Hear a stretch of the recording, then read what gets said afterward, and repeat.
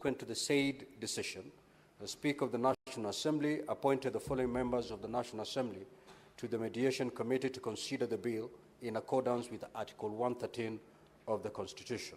The Honorable Samuel Atandi, MP, the Honorable Owen Baya, CBS MP, the Honorable Dr. Robert Pokose, CBS MP, the Honorable George Kariuki, CBS MP, the Honorable Marianne Kitani, MP, the Honorable Christopher Aseka, MP, the Honorable Naisula Lesuda, OGW MP, the Honorable Leah Sankaire, MP, and the Honorable Zamza Mohammed, MP.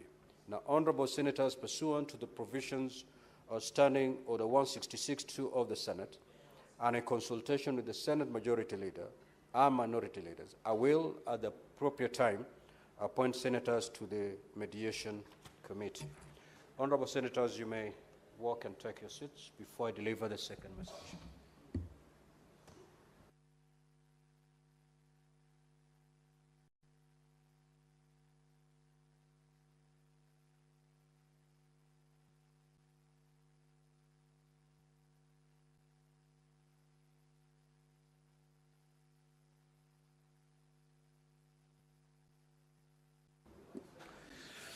Honorable Senators, I wish to Senator Bertus Akinyi, you're out of order.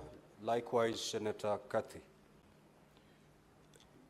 Honorable Senators, I wish to report to the Senate that pursuant to Standing Order 46.3, I received the following message from the Speaker of the National Assembly regarding the decision of the National Assembly on the request for withdrawal of the Public Transport Motorcycle Regulation Bill, Senate Bills number 38 of 2023. The message, dated Thursday, 5th of June 2025, was received in the office of the Clerk of the Senate on the same date. Now, pursuant to Standing Order 46.4, I now report the message. Pursuant to the provisions of Standing Order 41.1 of the National Assembly Standing Orders, I hereby convey the following message from the National Assembly. Whereas the Public Transport Motorcycle Regulation Bill, Senate Bills number 38 of 2023, was published via Kenya Gazette Supplement number 158 of 1st of September 2023 as a bill seeking to establish a legal framework to regulate the use of motorcycles into brackets borders in the country by introducing new provisions for their registration, operation, and safety at the county level, passed by the Senate on the 5th of December 2024 and referred to the National Assembly for consideration in accordance with the provisions of Article 110.4 of the Constitution. And whereas on the 7th of March 2025, the Senate conveyed a request for withdrawal of the Public Transport Motorcycle Regulations Bill, Senate Bill number 38 of 2023, from further consideration by the National Assembly. Further, whereas on Wednesday, the 28th of May 2025, the National Assembly considered the proposed withdrawal and rejected the motion for discharge of the second reading of the bill. Now, therefore, in accordance with the provisions of Standing Order 41 of the National Assembly Standing Orders, I hereby convey the decision of the National Assembly to the Senate, which is that the National Assembly shall proceed with the consideration of the bill in accordance with the provisions of Article 110 of the Constitution. Honorable Senators, for your information, the request under reference was made by the sponsor of the bill, the Senator for Kakamega, Dr. Boni Halwale, CBS MP, and conveyed to the National Assembly through my office. I thank you. Next order.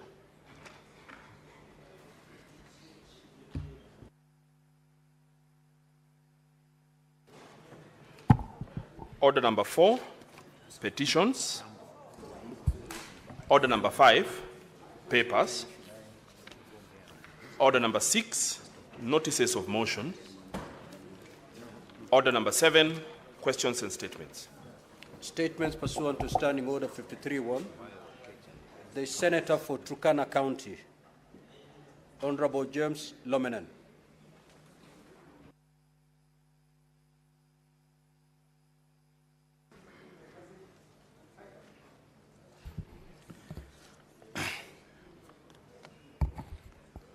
Honorable Speaker, thank you for this opportunity. I stand to request for the statement on the stalled Corno irrigation scheme in Turkana County.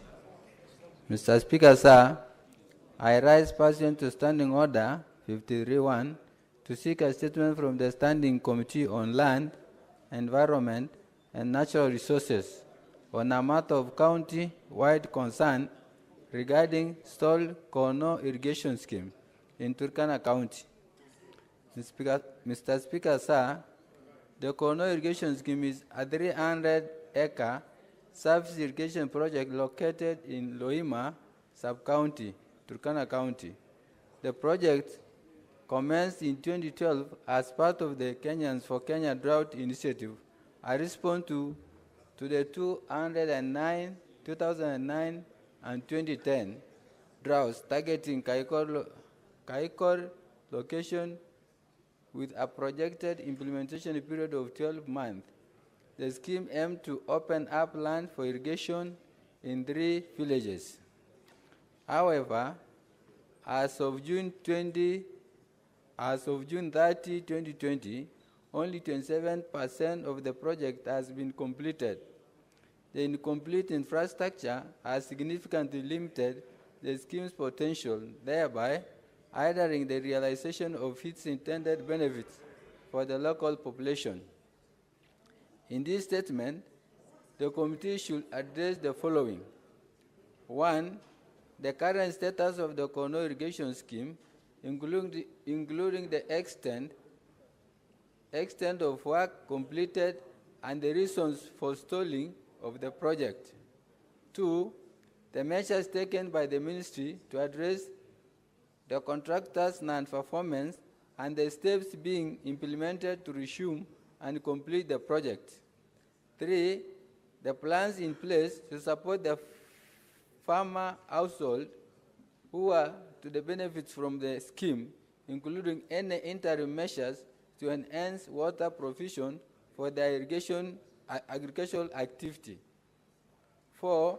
The accountability mechanism established to prevent similar occurrences in the future projects under the drought resilience and sustainable livelihood programs and other government-funded initiatives. Chair, I have another one. Proceed to read your second. Thank you, Mr. Speaker, sir. This is request for a statement on the persistent shortage of essential medicine in health facility across the county. Mr. Speaker, sir, I rise pursuant to Standing Order 53-1 to seek a statement from the Standing Committee on Health on a matter of county-wide concern regarding the persistent shortage of essential medicine in health facility across Turkana County. Mr. Speaker, sir, health facilities across Turkana County, including sub-county referral hospitals, such as Katilu, Kakuma Mission, Loktang, Kaikor, Lokichar, Lokori, Lorugum, and even the Lodwar County Referral Hospital, continue to face frequent stockouts of essential medications. Consequently, patients, particularly those from a low income and remote communities, are often compelled to purchase prescribed medicine from private pharmacies, which are either unaffordable or inaccessible. In the statement, the committee should address the following. 1. The availability status of essential medicine in public health facilities across Turkana County from July 2024 to date. 2. The procurement and distribution procedures for medical supplies within the county, including any identified challenges. 3. The measures being undertaken by both the county and national government to ensure a consistent supply of medicines, particularly in remote and underserved areas. 4. Whether there are existing or planned initiatives to enhance pharmaceutical storage, transportation, and tracking system for improved accountability and to prevent recurrent shortages. 4. The intervention being considered or implemented to strengthen the overall supply chain and improve accessibility to essential medicine in Turkana County. Thank you, Mr. Speaker, sir.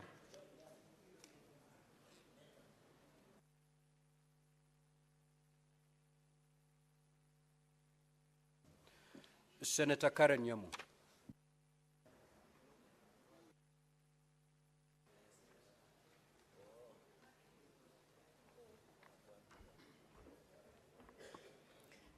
Thank you, Mr. Speaker. I rise pursuant to Standing Order 53-1 to seek a statement from the Standing Committee on Health on a matter of countrywide concern regarding the incessant unresolved cases of medical negligence in several private hospitals in the country. Mr. Speaker, in June 2024, 2 doctors in Loitoktok were facing allegations of negligence regarding the death of a baby born in the facility. Another institution, Omnicare Medical Clinic, operating under the name Body by Design, is under investigation following the death of a patient after a liposuction procedure on October 16, 2024. More recent is the case at Kion Hospital in Imaradaima in May 2025, where the maternity wing was closed due to claims of staff negligence resulting in a stillbirth. The Kenya Medical Practitioners and Dentists Council, KMPDC, has launched formal inquiries to investigate the cases. However, the will of justice for this and other families seem to be very slow, as KMPDC is currently managing a backlog of over 150 medical negligence cases. These investigations cover a range of complaints, including misdiagnosis, incorrect treatments, emergency care errors, and failures in diagnosis across health facilities in the country. In the statement, the committee should address the following. 1, the status and preliminary findings of the investigations into the case by the KMPDC, particularly that involving Skion Hospital in Imaradaima.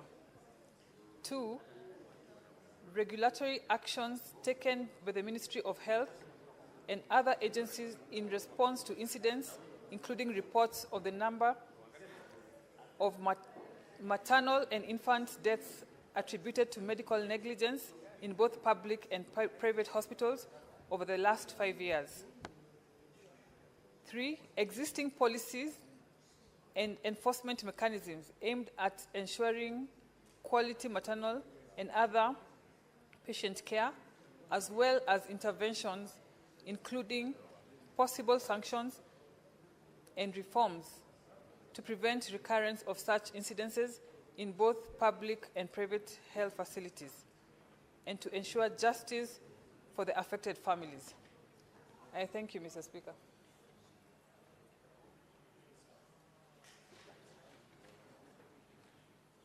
Senator Eddy.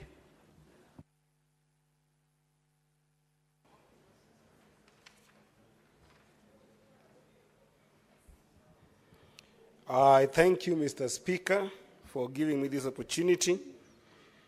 And Mr. Speaker, with a very heavy heart and a bleeding soul, Mr. Speaker, I request for a statement on the unfortunate death of Albert Omondi Ojwang while under police custody. Mr. Speaker, sir, I rise pursuant to Standing Order 53-1 to seek a statement from the Standing Committee of National Security, Defense and Foreign Relations on a matter of national concern regarding the tragic death of Mr. Albert Omondi Ojwang, a resident of both Migori County and Homa Bay counties, under police custody. Mr. Speaker, sir, the death of Mr. Ojwang has caused widespread grief and outrage within the country. The late Mr. Ojwang sustained fatal head injuries while in police custody at the Central Police Station in Nairobi, following his arrest by the police officers in Homa Bay County, raising serious questions about the police brutality, abuse of authority, and the lack of immediate accountability by the responsible officers. Therefore, Mr. Speaker, in this statement, the committee should address the following: the circumstances that led to the death of Mr. Albert Ojwang Omondi, including a detailed account of the events surrounding his fatal injuries. Secondly, Mr. Speaker, in the statement, the committee should address actions that have been taken by the National Police Service and Independent Police Oversight Authority, IPOA, to investigate the incident, including whether any officers involved have not only been interdicted, but also subjected to disciplinary or criminal proceedings. And lastly, Mr. Speaker, in the statement, the committee should address the measures the Ministry of Interior and the National Police Service are implementing to prevent police brutality and ensure accountability, particularly in handling civilians during law enforcement operations. I thank you, Mr. Speaker. Now, honorable senators, I will allow comments for not more than 30 minutes. What is your issue, Senator for Kilifi? Asante, Mstahiki Spika. Mstahiki Spika, nakubaliana na wewe kabisa, lakini nilikuwa nasema ya kwamba kwa sababu hoja hii ama majadiliano haya ambayo ameyaleta huyu ndugu yangu Eddie ni ya muhimu sana kwa taifa letu la Kenya. Kwa hivi sasa tumeweza kumpoteza mmoja wa Kenya na katika hali tetesi, na ingekuwa bora zaidi ikiwa kabla hatujaenda kwa mambo mengine yoyote katika bunge. Najua katika orodha zetu tuko na mambo mengine ambayo pia lazima tuyafuate, lakini kwa hivi sasa kwa sababu hili ni jambo la muhimu na jambo la kitaifa na linahusika na kitengo ambacho ni cha polisi ambacho kimefanya kitendo kama hicho, ingekuwa bora zaidi bunge hili la Senate likipewa nafasi kujadiliana sasa hivi ikiwa itawezekana, Bwana Speaker. Ningeomba. Asante. But Senator for Kilifi County, I thought that's exactly what I was going to do, giving honorable senators time to comment on not just that statement, but on any of the statements that have been read out. In the event that the 30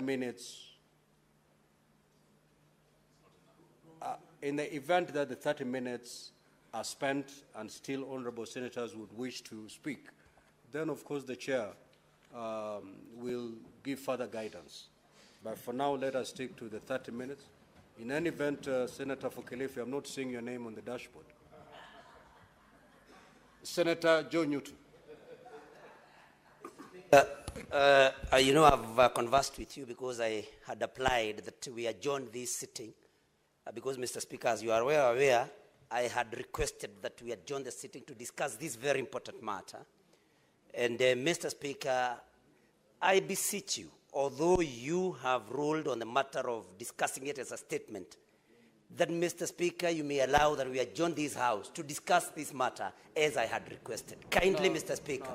It's a matter of national importance, Mr. Speaker, and I feel strongly that we may not be able to exhaust what we may want to say about this matter. So, Mr. Speaker, with the due respect and for your kindness, please allow my motion of adjournment to proceed. Mr. Speaker, kindly. Now, Honorable Newton, you are out of order. One, I've not seen that motion. Secondly, if you look at the standing orders, it must have reached my desk at least 2 hours before start of business. So as far as I'm concerned, there is no motion of that nature that is pending. So we will proceed with the comments. I will give you your 3 minutes to proceed to make comments on the statement sought by Senator Eddy. You may proceed, Senator Newt. Thank you, Mr. Speaker. You know where I come from. We say that rules can even lead to uprooting of coffee. And so I abide by your rules, Mr. Speaker.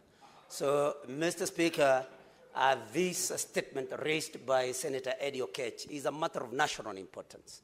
And Mr. Speaker, it becomes even more grievous because the complainant is the Deputy Inspector General of the Police, and that is Lagat, who, Mr. Speaker, has been reported to be perpetrating violation of human rights, Mr. Speaker. And there is no reason why Mr. Ojwang was transported all the way from Migori to Nairobi just for a matter that was supposed to be civil and not criminal. Because, Mr. Speaker, if somebody is accused of a libel or even of mudslinging somebody's name, that is civil, and the lawyers here can guide us, led by Senator Sifuna of Nairobi, that this particular young man should have been made to face, civil charges, and Langat should have sued for damages, Mr. Speaker. We saw the parent to this particular young man crying because it was something that nobody would have thought could have happened. Mr. Speaker, the results of the autopsy are out, and the results are that this young man could not have hit his head against the wall. We have seen images of the body, Mr. Speaker, and I suspect that even the eyes have been gouged out because you can see clear injuries along the eyes, Mr. Speaker. And we are very sad this afternoon because this is proof that the sitting government, led by President William Ruto, Mr. Speaker, is increasingly becoming very intolerant, especially of young people. We must get to know through the committee what this government fears from young people. All the way from Jerry, who just made a platform where people were supposed to express their feelings about the budget. All the way again to Buteregaos, Mr. Speaker, and it is not lost on us what happened a few years ago at Langata Road Primary School, Mr. Speaker, where some young pupils were tear-gassed when they were fighting against the grabbing of their playfield, Mr. Speaker. And so we must condemn this. And Mr. Speaker, as I conclude, I want to say that the blood of Albert Ojwang, the blood of all the Gen Zs that have been killed by this government will haunt this government forever. And this government has a leader by the name William Ruto. He should come out and fire DIG Lagat, Mr. Speaker, before we proceed on anything else. Mr. Speaker, this is a matter that must be taken very seriously, and the committee that comes should invite that Ojwang, that DIG Lagat, whether he will be in the... Senator Osotsi. Thank you, Mr. Speaker. Allow me also to contribute to the statement by Senator Eddy and to say that clearly, Mr. Speaker, something is wrong with what happened to this young man, Albert Ojwang. And this country requires answers because a postmortem that has been done so far, it indicates that this young man died out of neck compression, and those injuries were inflicted through torture. So we require to get proper answers from the police, and I also want to agree with the position that by now, instead of terminating the services of junior policemen, we want to see senior police officers, the Director General, the Deputy Director General, and even the Director General should resign or they should be fired by the President. Mr. Speaker, my party, where I am the Deputy Party Leader, we signed an MOU with UDA. One of the things we agreed was that we are not going to have abductions and killings like this one. Mr. Speaker, if we do not get proper answers from UDA's side, we will consider this as a material breach of the MOU we have with the UDA. ODM, we are very serious about this. Mr. Speaker, I am talking as a Deputy Party Leader of ODM. We are a party that believes in protecting lives of Kenyans.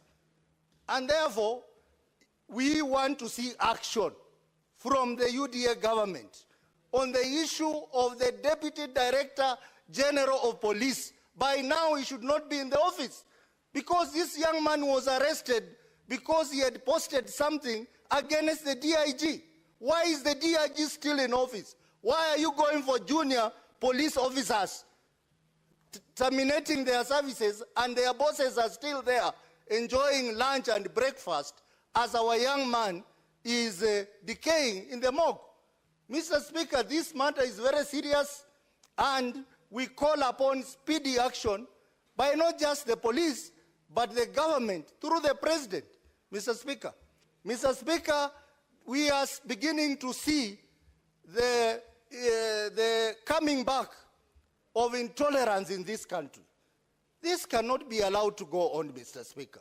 I think we need answers, and the answers are supposed to come from the government, they are supposed to come from the police, and we cannot allow the police to mislead this country, that the young man hit his head on the wall. Mr. Speaker, if you look at the injuries sustained by that...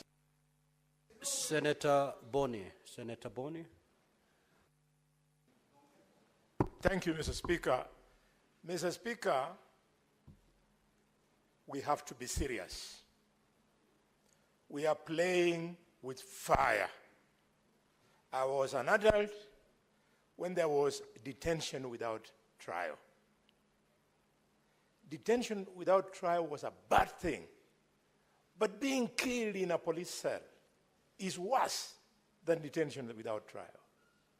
It reminds me, Mr. Speaker, of the impunity we saw when, Mr. Speaker, then Vice President Moi lied to the country that Josiah Mwangi Kariuki had traveled out of the country when they had killed him.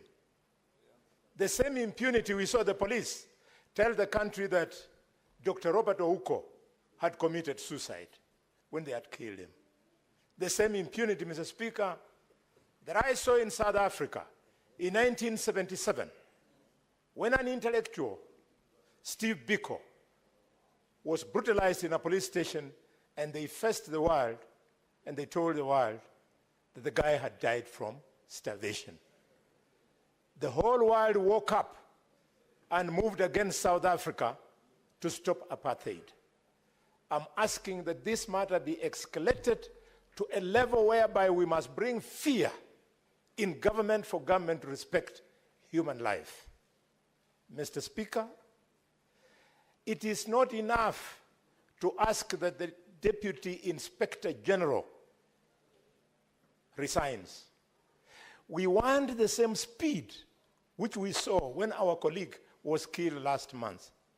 When arrests were made, we want Mr. Eliud Lagat to be arrested so that he can write a statement from a police station for it to be clearer to him that he has a responsibility.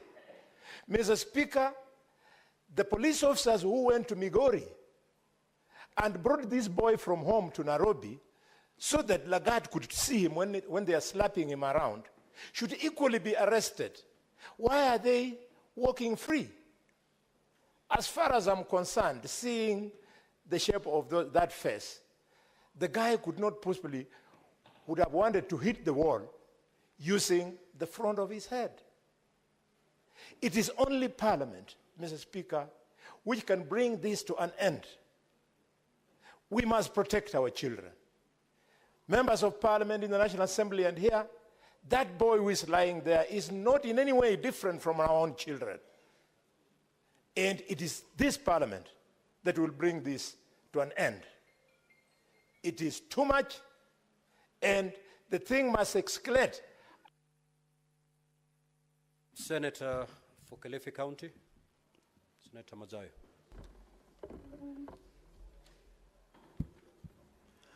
Asante mstahiki Spika.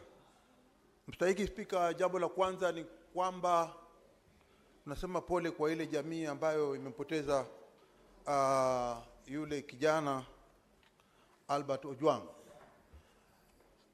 Zaidi sana tukiangalia tunaweza kumwambia pole sana baba yake ambaye alikuwa huyu ni mtoto wake alipekee wa kuzaliwa peke yake, na ambaye alikuwa baba yake alikuwa na nia ya kwamba mtoto wake atafaulu katika maisha. Ndio sababu yeye akawa anafanya kazi ya mawe ya kuchimba na kukata mawe akiweza kumsomesha mtoto wake. Nampatia kongole huyo mzee kwa sababu alisomesha kijana, na kijana hakupoteza ndoto ya baba yake, akawa graduate. Lakini sasa baba yake anasema anataka kuletwa mbele ya huyu mtu anaitwa Lagat, apigwe risasi yeye sasa afariki. Huo ndio uchungu ambao baba yake anasikia saa hizi. Tunakemea sana kifo hichi. Cha pili ni kwamba huyu alikuwa kijana mdogo sana, na yule alikuwa kijana mdogo wa miaka 31. Yule msichana ni umri wa Metho hapa, Senator Metho. Yule kijana alioa kutoka Giriama huko kwetu. Bibi yake ni mtu ambaye sisi tunahusiana. Kwa hiyo kama alikufa yule, aliua shemegi yangu, na yule dadangu sasa atakuwa mjane na ako na mtoto wa mwaka mmoja. Shame on this officer. Aibu kubwa sana ambayo imetokea katika nchi yetu ya Kenya. Kama mimi ningekuwa rais saa hizi, ningekuwa nishafuta watu katika hiyo ofisi. Huyu hafai kuketi ndani ya hiyo ofisi hata dakika moja. Huyu mtu anaitwa Lagat, kwa sababu ameondoa maisha ya kijana mdogo ambaye alikuwa na future katika nchi hii. Na sisi hatutakubali hata kidogo kwamba ifichwe hichi kifo. Wanaanza kusema sasa kwa sababu yeye ni DIG, anafikiria anaweza kudanganya Wakenya wote. Anasema ati mtu alijigonga na ukuta alafu akaanguka chini akakufa. Kwani alikuwa anacheza mpira yeye huko ndani? Ukuta si mpira, ukuta ni ukuta. Na alafu ukuta hawezi kuua. Hakuna mtu alijigonga ndani ya police cell, otherwise pengine awe amejinyonga. Kwa hiyo Bwana Spika, sisi tunasema ya kwamba kitendo alichofanyiwa huyu na huyu jamaa ni hatua lazima ichukuliwe.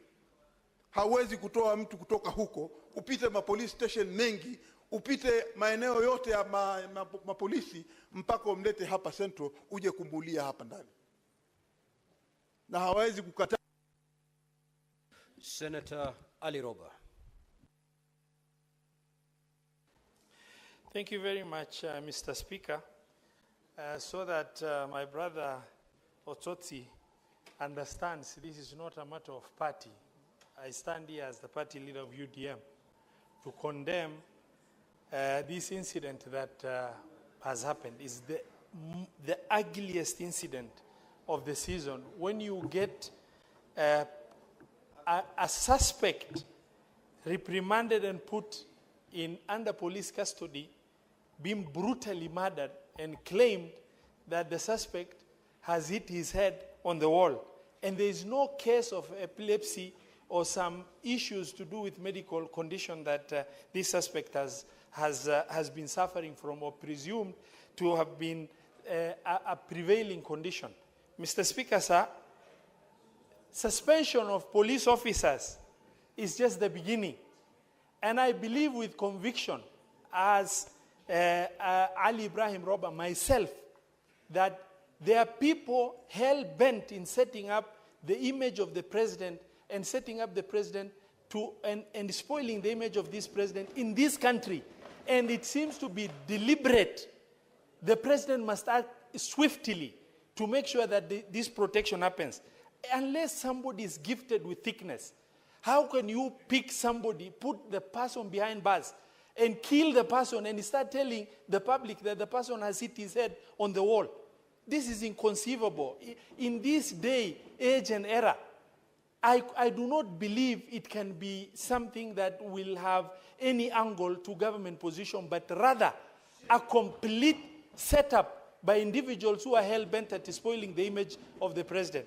Mr. Speaker, sir, we demand as Parliament, and I believe, just as my brother Senator Kalwale has said, only Parliament can objectively intervene and investigate this issue to logical conclusion. We want to demand a swift action, and the nation is waiting. Thank you very much, Mr. Speaker. Thank you very much, Mr. Speaker. Senator Wambua. I thank you, Mr. Speaker. Mr. Speaker, this is very disturbing. Disturbing, Mr. Speaker, because the question that I ask myself is, what happens if and when a police station becomes a scene of crime? And what happens, Mr. Speaker, if that crime is murder? What is it that we are supposed to do? Mr. Speaker, I hear people saying that we want justice for Albert Omondi Ojwang.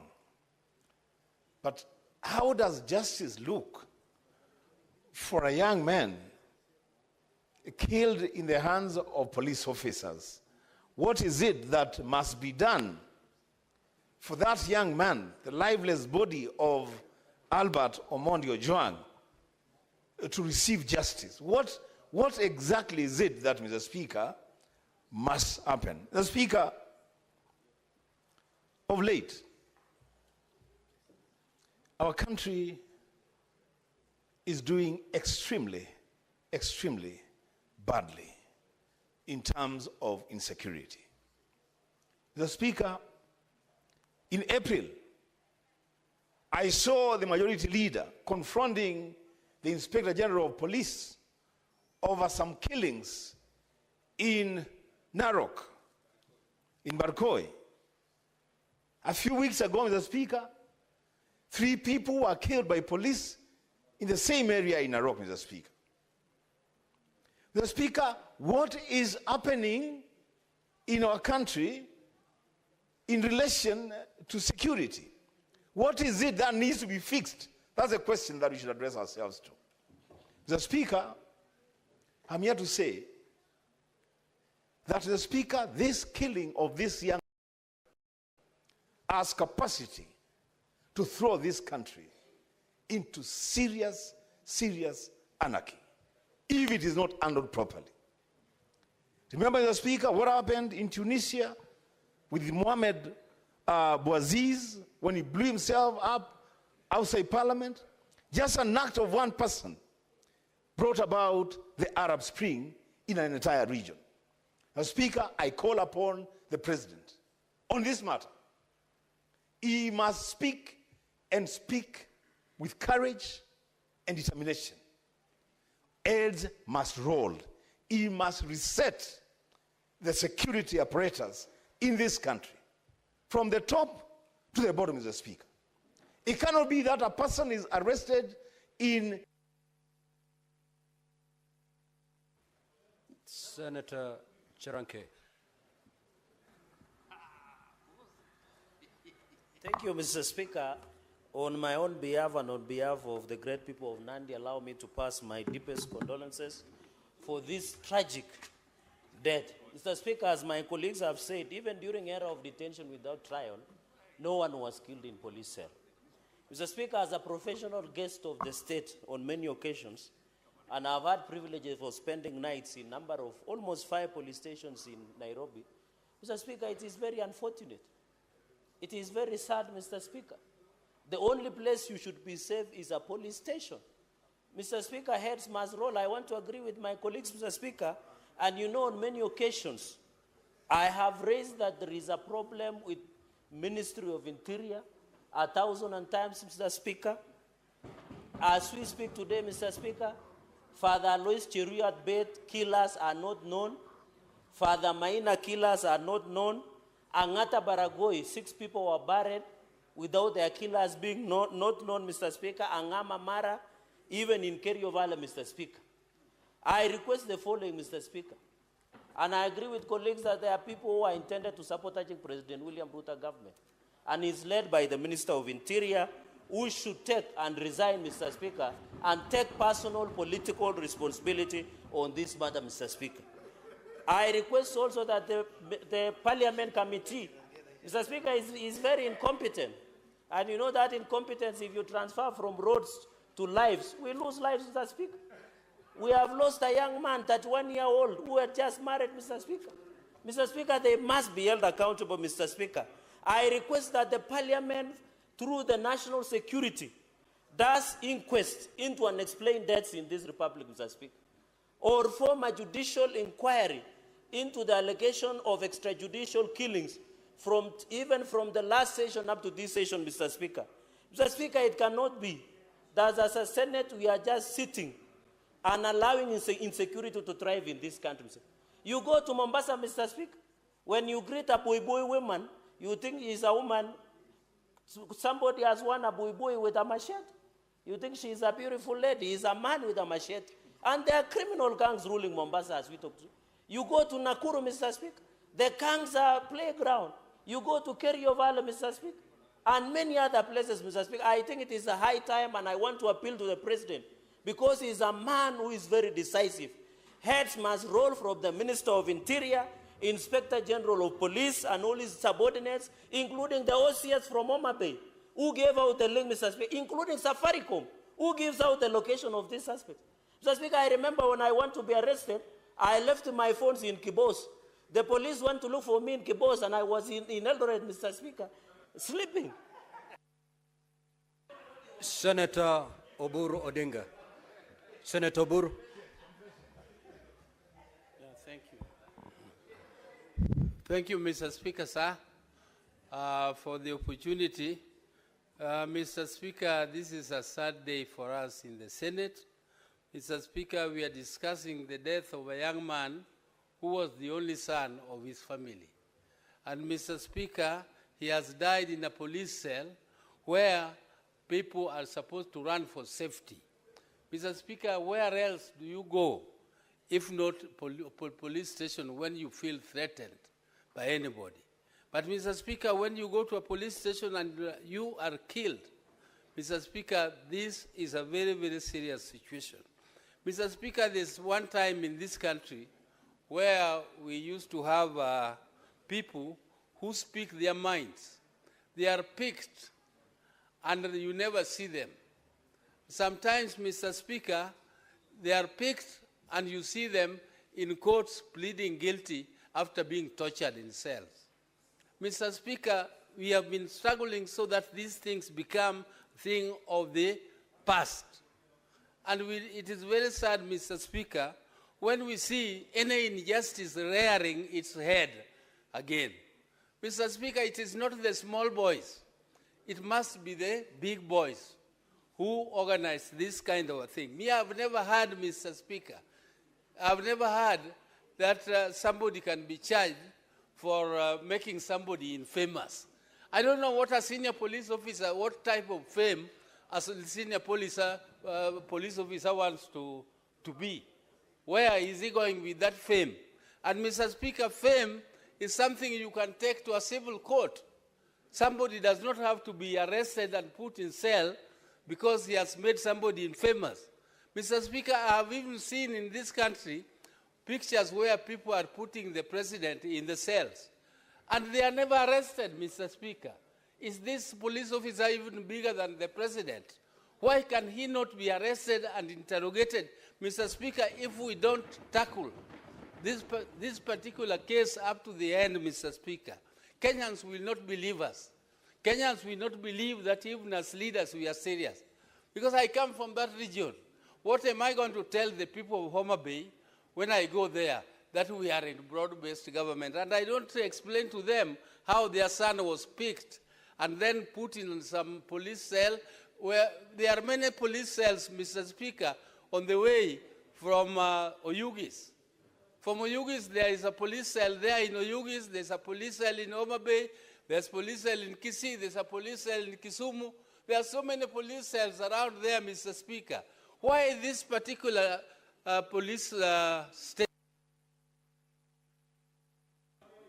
Senator Murango.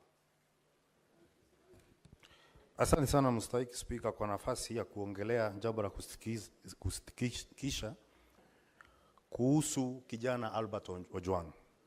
Jambo la kushangaza mstahiki Spika, hata kama sisi ni wanasesere, hata kama wa Kenya ni vikaragosi, hakuna venye tungeambia kwamba yule kijana alikuja akajipigisha ukuta hapa Nairobi. Kusema ya kwamba Homa Bay hakuna nyuta, hakuna ukuta. Ukuta alipata Nairobi na akakuja akapiga ukuta akafa. Mstahiki Speaker, kivuli cha fimbo hakiwezi kuficha mtu jua. Na hata watu wajaribu kuficha hili jambo namna gani, lazima litakuja kutokea wazi. Juzi niliona ya kwamba maafisa wakuu katika idara ya polisi wakisema wale wandogo wao ndo walifanya hiyo kitendo. Lakini Mstahiki Speaker, samaki wote hunuka lakini walimshuku kambare. Kama kuna harufu, kama kuna muozo, ni idara lazima ya polisi kuanzia juu mpaka chini. Na kwa hivyo waisema kwamba wale wandogo peke yao ndo walifanya hiki kitendo. Mstahiki Speaker, tunaona kama ningekuwa ni Mbwenyenye amewawa, kungekuwa na watu tayari wamekamatwa. Na kuna msemo moja Kiswahili unasema kwamba maskini hedi mkele, na hata angeenda mkele akapakia jahazi mchele tele, urudi na upele. Kifo cha Ojwang kinafaa kuwa venye hatua inachukuliwa wakati wandosi wanawawa. Hata huyu kijana nafaa kuangaliwa na mambo yake ichunguzwe. Lakini unajua Mstahiki Speaker, ukiona kesi inakaa sana katika kasri ya mfarume, ujue kwamba tajiri ana makosa. Hii kesi ya huyu kijana venye imekuwa ikizungushwa inaonekana kwamba kuna wandosi fulani ambao wako na makosa. Na tusifanye hili jambo likawa ni jambo la kisiasa Mstahiki Speaker. Lakini iko siku ukiona kivuli cha mtu mfupi kimeanza kuwa kirefu, jua kuna kucha ama ni machweo. Siku moja machweo itakuja kutufikia. Kwa hivyo ningeomba serikali, taasisi za usalama kuhakikisha kuvalia njuga swala hili, kuhakikisha ya kwamba Ojwang isiwe tu kwamba itakuwa ni takwimu ya mtu mwingine amepotea na hakuna kitu imefanyika. Asante sana Mstahiki Speaker. Senator Mogeni. Mr. Speaker, as we address Kenyans this afternoon, a post-mortem report that has just come out says the late Ojwang was killed due to neck compression, meaning he was squeezed with an intention of being killed. That he suffered soft tissue injuries spread all over the body, meaning a gang inside a police cell in the Republic of Kenya was used to murder this young boy. And then he had head injuries. The conclusion, Mr. Speaker, from 5 pathologists associate these injuries with external forces inflicted in keeping with assault. Mr. Speaker, you are a lawyer. Assault means, Mr. Speaker, that in the Republic of Kenya, we have police officers who arrest citizens, assault them, murder them, and we are behaving like it's normal. Speaking for 3 minutes in the Senate of the Republic of Kenya. Mr. Speaker, this is a serious matter. This is a matter that can bring a revolution, Mr. Speaker. We cannot tolerate, Mr. Speaker, a situation, Mr. Speaker, where a government that is supposed to take care of citizens is watching as we murder innocent citizens in a police cell. Picture this. This young man is the sole child of aged parents. This young man is living behind a wife with a child who is 3 years and another one is 3 months, Mr. Speaker. If this cannot prick our conscience, what will, Mr. Speaker? We cannot allow this, Mr. Speaker. We get abused on social media every day, Mr. Speaker. I've even seen occasions where even the president himself, Mr. Speaker, has faced attack on social media, Mr. Speaker. But you don't react by murdering people, Mr. Speaker. Mr. Speaker, I'm asking the Security Committee tomorrow, not the day after tomorrow. Mr. Speaker, tomorrow we need all heads of security agencies before this House, Mr. Speaker, for an explanation. If not, Mr. Speaker, we have no reason why we should speak as people who have been elected to represent the people. There cannot be a case like this, Mr. Speaker, in a country that is democratic, that is independent, Mr. Speaker. Mr. Speaker, I'm speaking with a lot of anger because I'm a father, Mr. Speaker. How would you feel if it was you, Senator? Picture yourself, your child being arrested all the way from Nyanza, brought to Nairobi and killed in a police station. If that had happened, Oburu Oginga, he will not be here, Mr. Speaker. Even Raila Odinga will not be alive today if successive governments behave the way we are behaving, Mr. Speaker. These are extraordinary times, Mr. Speaker. At the end of this statement, Mr. Speaker, we expect you to issue directive that Senator Nyamu. You've been given. Change your mind. Mr. Speaker, thank you, Mr. Speaker, for this opportunity. Mr. Speaker, the images of that young man's father crying, holding a title deed that he had brought all the way to bail out his son are haunting this country. We cannot shake off those images. They keep recurring in our minds, Mr. Speaker. And you can imagine what is building up in Kenyans right now. What is shocking, Mr. Speaker, is that even after driving him 400 kilometers from Kisumu, he was not booked in the occurrence book, even as he lay in the cells. That in itself is a red flag that points at the intentions of the officers who arrested him. As we speak, police officers concerned have been indicted. What that means is that as much as they will not continue to carry out their duties, they will continue to earn half their salary. Mr. Speaker, that is dancing on the grave of that young man. We want those police officers implicated discontinued from police service immediately. We want them to take a plea. We want them to be charged.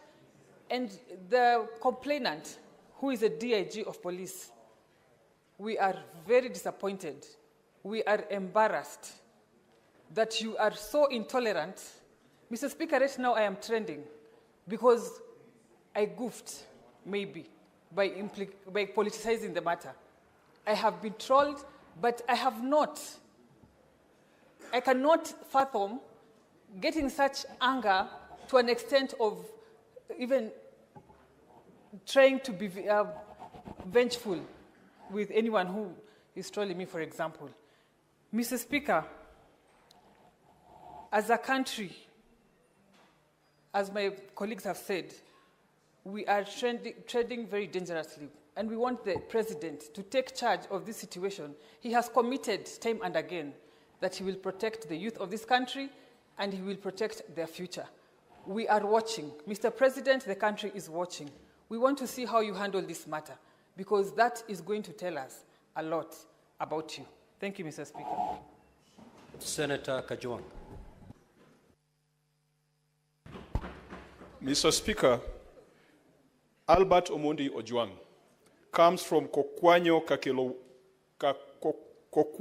Kakelo Ward in Kabondo Kasipul in Homa Bay County. People are shedding tears here. I am mourning someone from my county, someone from the county I represent. Mr. Speaker, I have buried too many young people following the Gen Z protests just 1 year ago. Mr. Speaker, I buried close to 7 young people who were killed. Some of them were discovered in quarries, extrajudicial killings, and enforced disappearances. Mr. Speaker, in the post-election violence, I buried close to 10 young people, again extrajudicial killings. Mr. Speaker, during the protest when Raila came back from the United States, I buried almost 10 people who were killed by the police. We have felt the pain. We have shed tears, Mr. Speaker. These must be brought to a close. The problem I have with Parliament today is that we are mourning like we have no hope. We are speaking here like bloggers are speaking out there. Parliament is the one that vetted the Inspector General of Police, Mr. Speaker. And as a result, the Inspector General of Police is answerable, is accountable to this House. Mr. Speaker, tomorrow, the Inspector General of Police should be here, must be here. This gentleman did not die. This gentleman was killed, Mr. Speaker. If you look at the definition of to be killed and to die, this gentleman was killed, murdered by the police, who are supposed to be the custodians and the safeguards of law and order in this country. Mr. Speaker, on 25th of June, will be marking the first anniversary of the Gen Z protest. I want to challenge Senator Cheriot and Senator Minority Leader. You brought a motion to this House last year in June.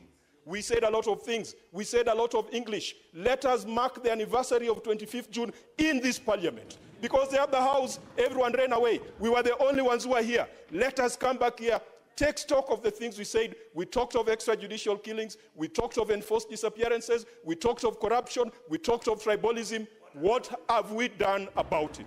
Mr. Speaker, this is a shameful act, and I send my condolences to the people of Kabondo, the people of Homa Bay, the entire nation. The Minister for Interior, under these circumstances, should have resigned, Mr. Speaker. In an organized society, the Inspector General, let us have them here in this parliament tomorrow. Anything short of that, we will not be any better than any other member of the public who's complaining outside there. Thank you, Mr. Speaker. Senator Seki.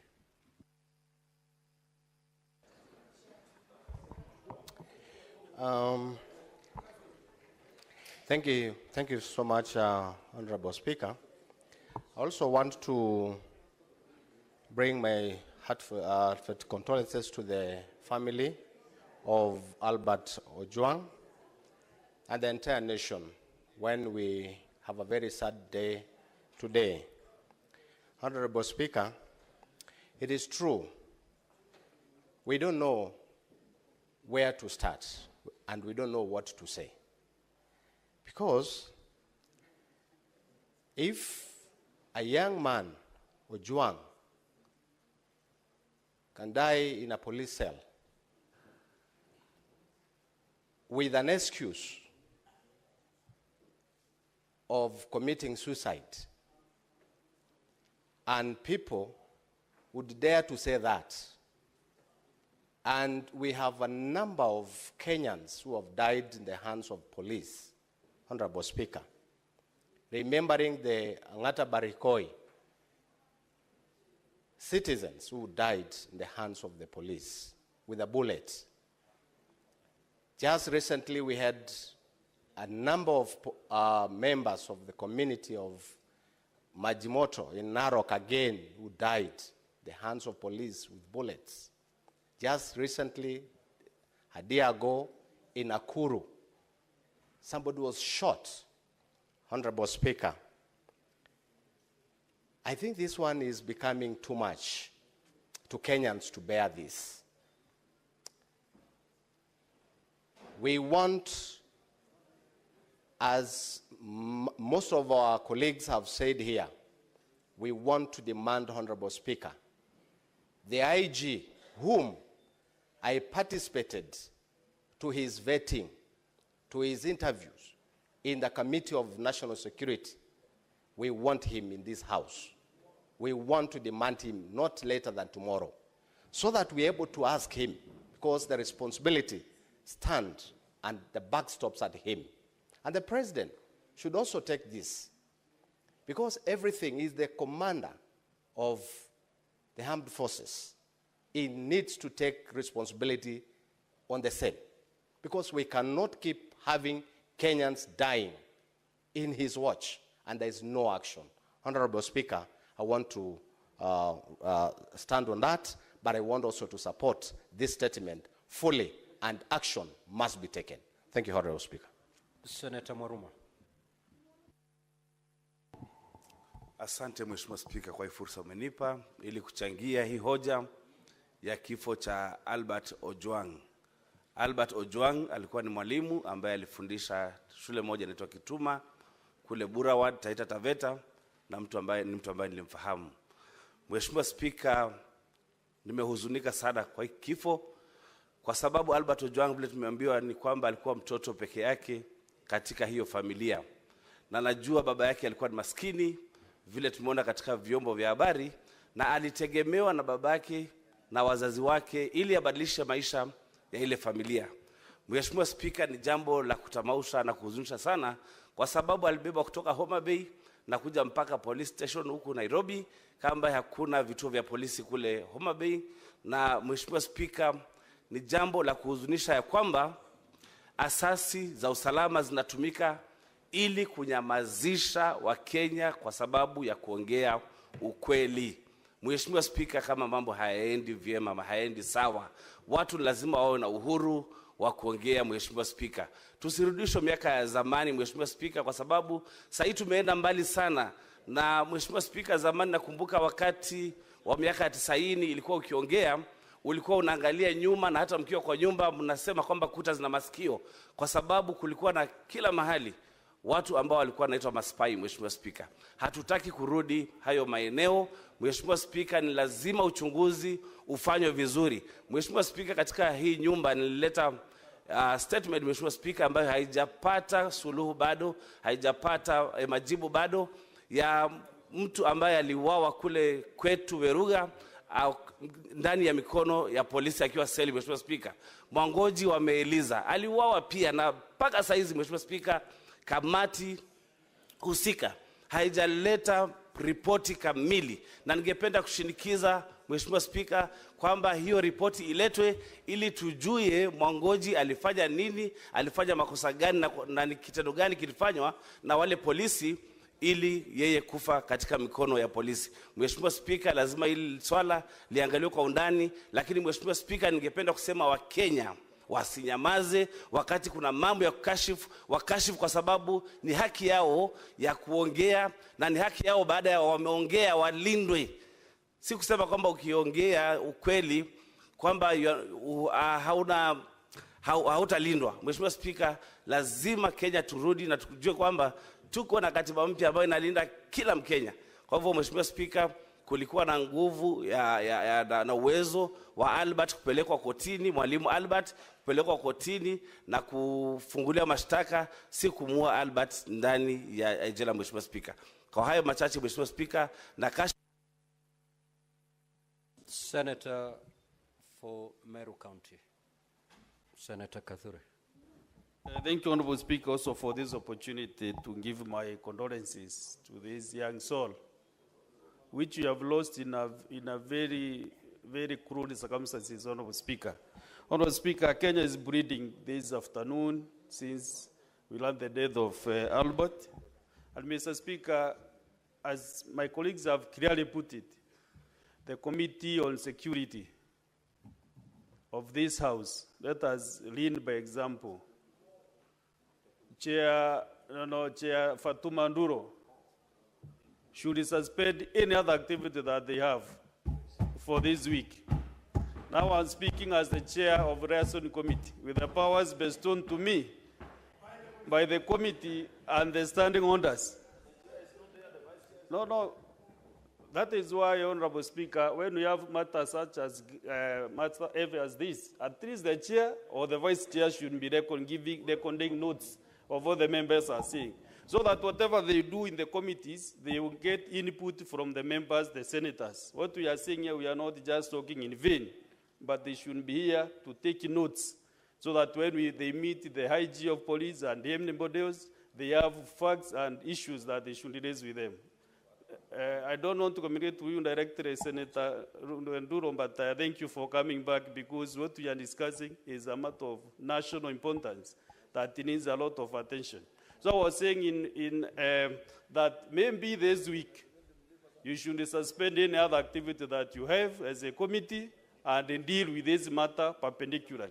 How I wish that all these police commanders, the IG and all those people involved that will summon, including the CS, can appear before the plenary, not even to your committee, but before the plenary, so that we can ask serious questions that maybe the 9 of you might be able not to handle. So, Mr. Speaker, sir, today I'm very sad indeed that just the other day from Homa Bay County, we lost a member of parliament. Again, from Homa Bay County, we have lost a very young man who maybe could have aspired to become the member of parliament for Kasipuru Kabondo. So, Mr. Speaker, I think this is a matter that needs a lot of attention.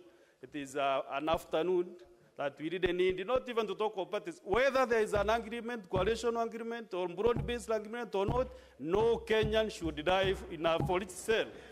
So don't tell us about the agreements on political parties. No, we are talking of a Kenyan, a young man who has passed on. So let's forget about the parties. Forget about whether I'm in UDA or not. UDA also condemns with the strongest terms possible this death of this young man.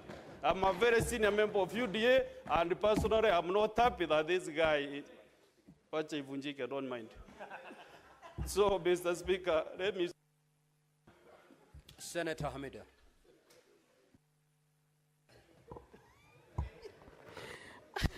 Thank you, Mr. Speaker. It is sad, indeed, Mr. Speaker. I am deeply saddened by Albert's death. Mr. Speaker, when we talk about, I'm sure all of us will be talking about Albert's death, Albert's soul to rest in peace. And I'm just wondering, is his soul going to rest in peace really? After all what happened? Did he really deserve what happened to him? Freedom of expression, Mr. Speaker, must never be a death sentence. It shouldn't. And you can imagine a young life that has been lost. It is sad indeed. We call for a thorough investigation, Mr. Speaker. Albert's voice should not be silenced. I feel strongly, and I really appeal for justice, Mr. Speaker. The OCS, I hear the OCS has been interdicted, but does that mean anything? Does it really mean anything? He has just been, the story remains the same. It is sad indeed. It is devastating for this loss of a young life. Mr. Speaker, I feel that let us just stand by justice. It is painful, Mr. Speaker, as I speak. I don't have words for such. For someone just to be in a cell and died suddenly, with a lot of story and banging his head. I feel, the story does not add up in any way, Mr. Speaker. By justice delayed, Mr. Speaker, we say it's justice denied. Can this story, like you said, can it be done as soon as possible? Can it be tomorrow, not even if not today, Mr. Speaker? I stand with the family, and I feel the pain, and we hope that his soul is going to rest in peace only after the justice has been done. I feel my heart goes to the family of Albert, Mr. Speaker. I support my colleagues. Mr. Speaker, seriously, I don't know. I am so deeply saddened. I feel so pained that I don't know how to express myself in this one, Mr. Speaker.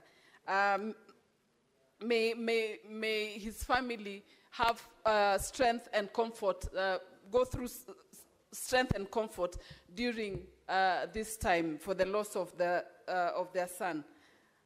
Thank you, Mr. Speaker. Senator Abbas. Thank you, Honorable Speaker. Honorable Speaker, first and foremost, I want to join my colleagues to send condolences to the family of Albert Ojwang and the people of Homa Bay. Honorable Speaker, it's a very unfortunate situation that today we have lost a very young man at the age of, I think, 28, 29 years old, who was a teacher in this country. Honorable Speaker, it's very unfortunate. Albert was driven all the way from Homa Bay, 350 kilometers. In Homa Bay, we have police stations, we have courts, we have high courts. I don't know why this man was driven all the way, the late, up to Nairobi. That means somebody was ready to see him finished or dead. Honorable Speaker, those who are interdicted, the officers that are interdicted, are today denying that some of them are not in opposition, are not even on duty. And therefore, it means there is something hidden in this place.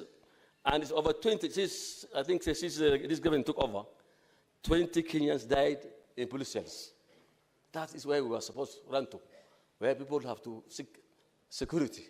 But unfortunately, the way we lost young ones in the police cells is very unfortunate, Mr. Speaker. Honorable Speaker, I think the Kenyan police won't see this country go into chaos. I think they won't see this government fails. Because every day we're hearing people are being killed and being shot. The police, I think, are going slow to show the world that they won't see the current government is not in support of their life or whatever. I don't know what's the problem. However, my Honorable Speaker, if this has happened, I think the highest leader of the security must resign in this country.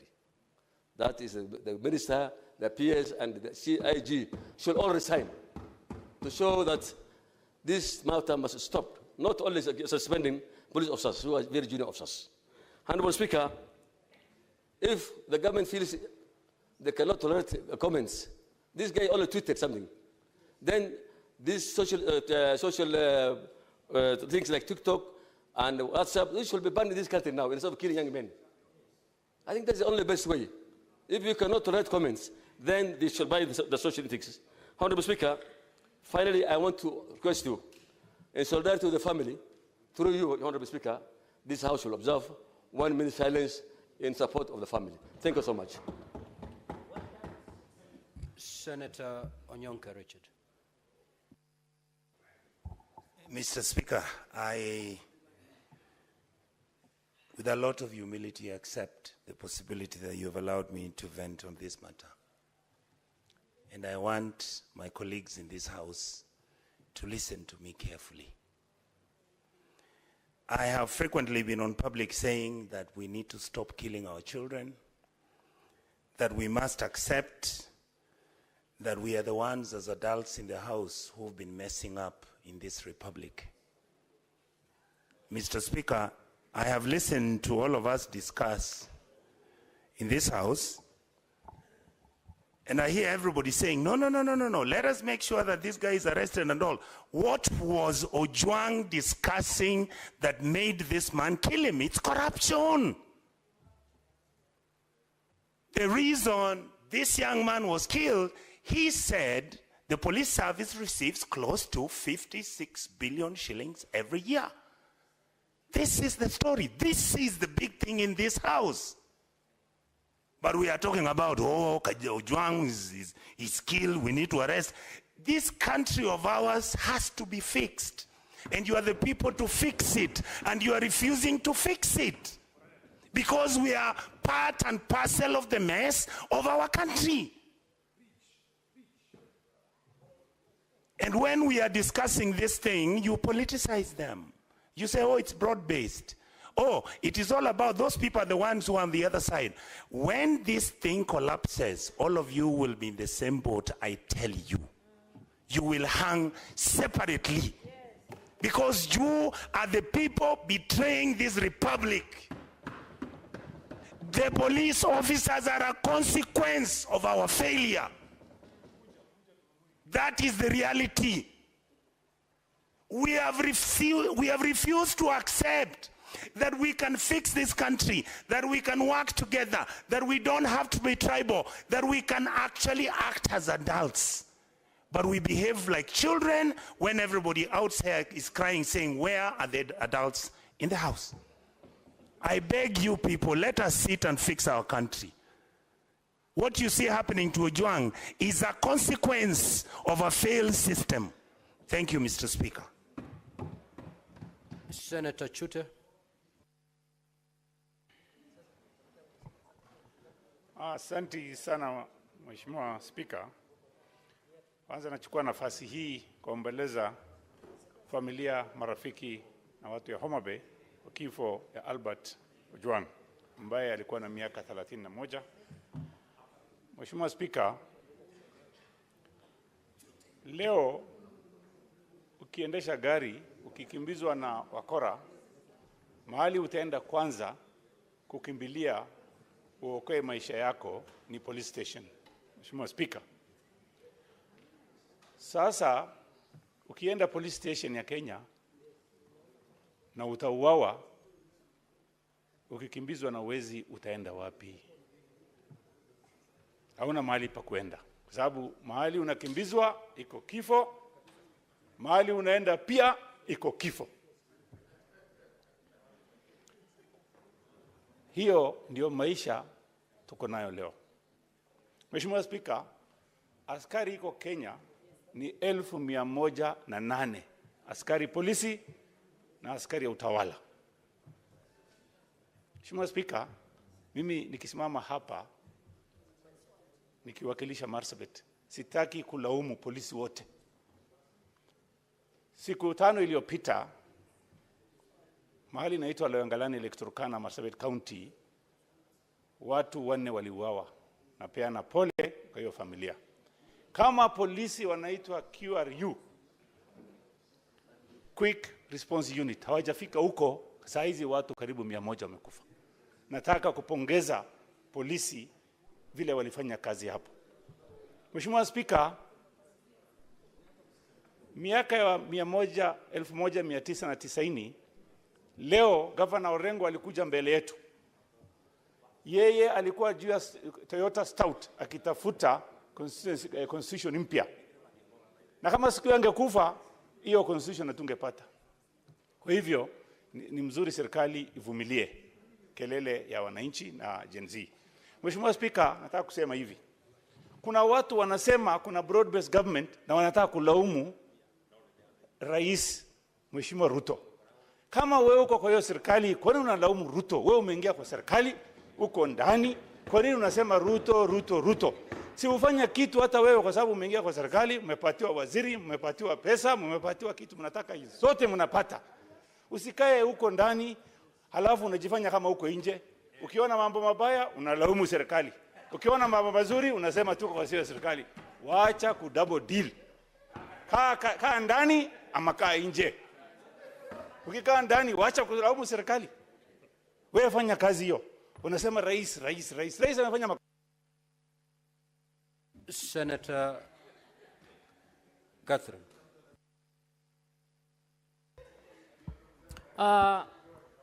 Thank you, Honorable Speaker, for this opportunity to speak.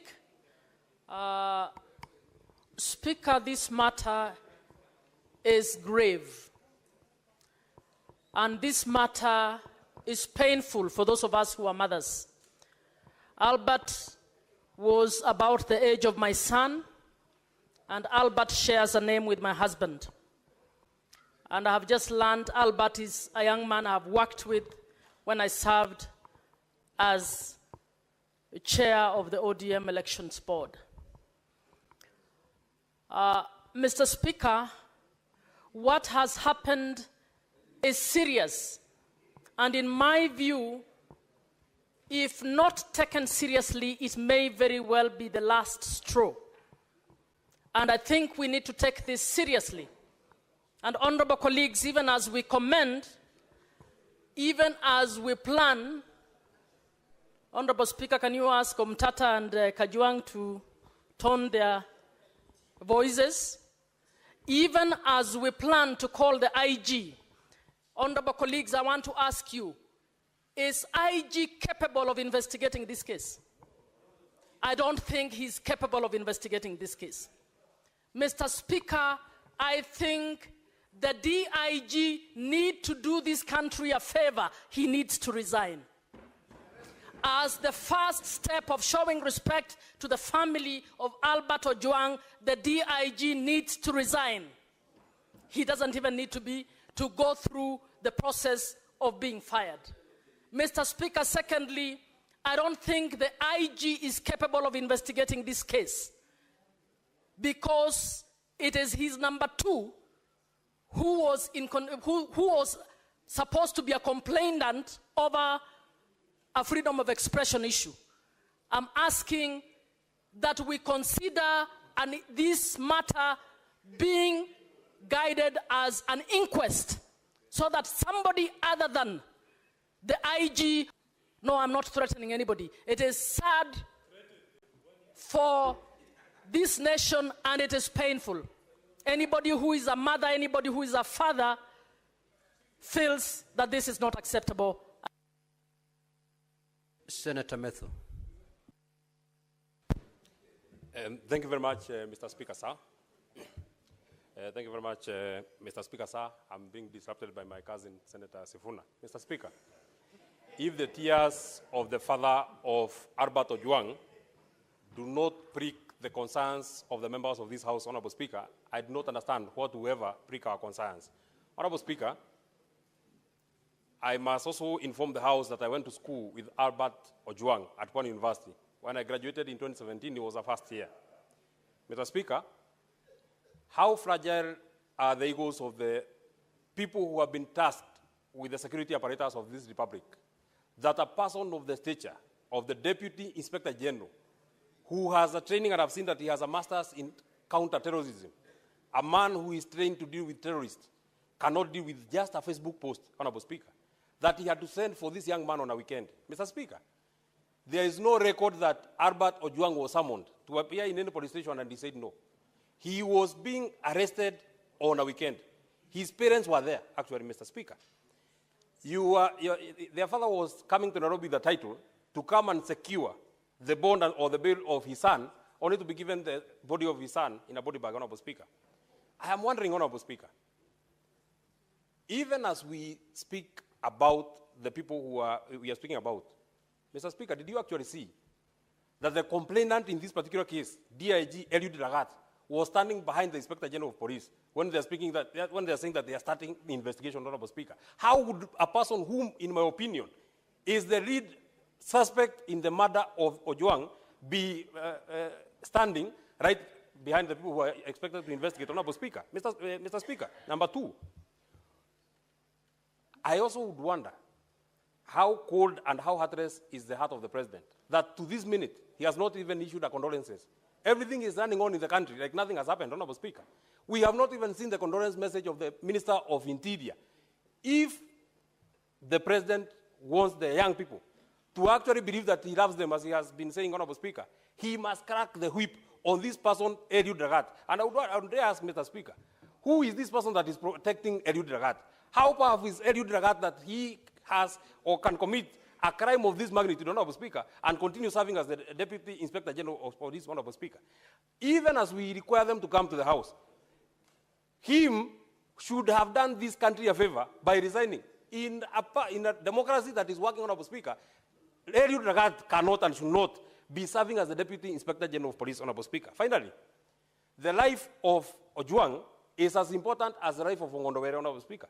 In 2 days, the PS for Internal Interior was giving an update of what has happened, including the arrest of suspects. Senator Isaboy.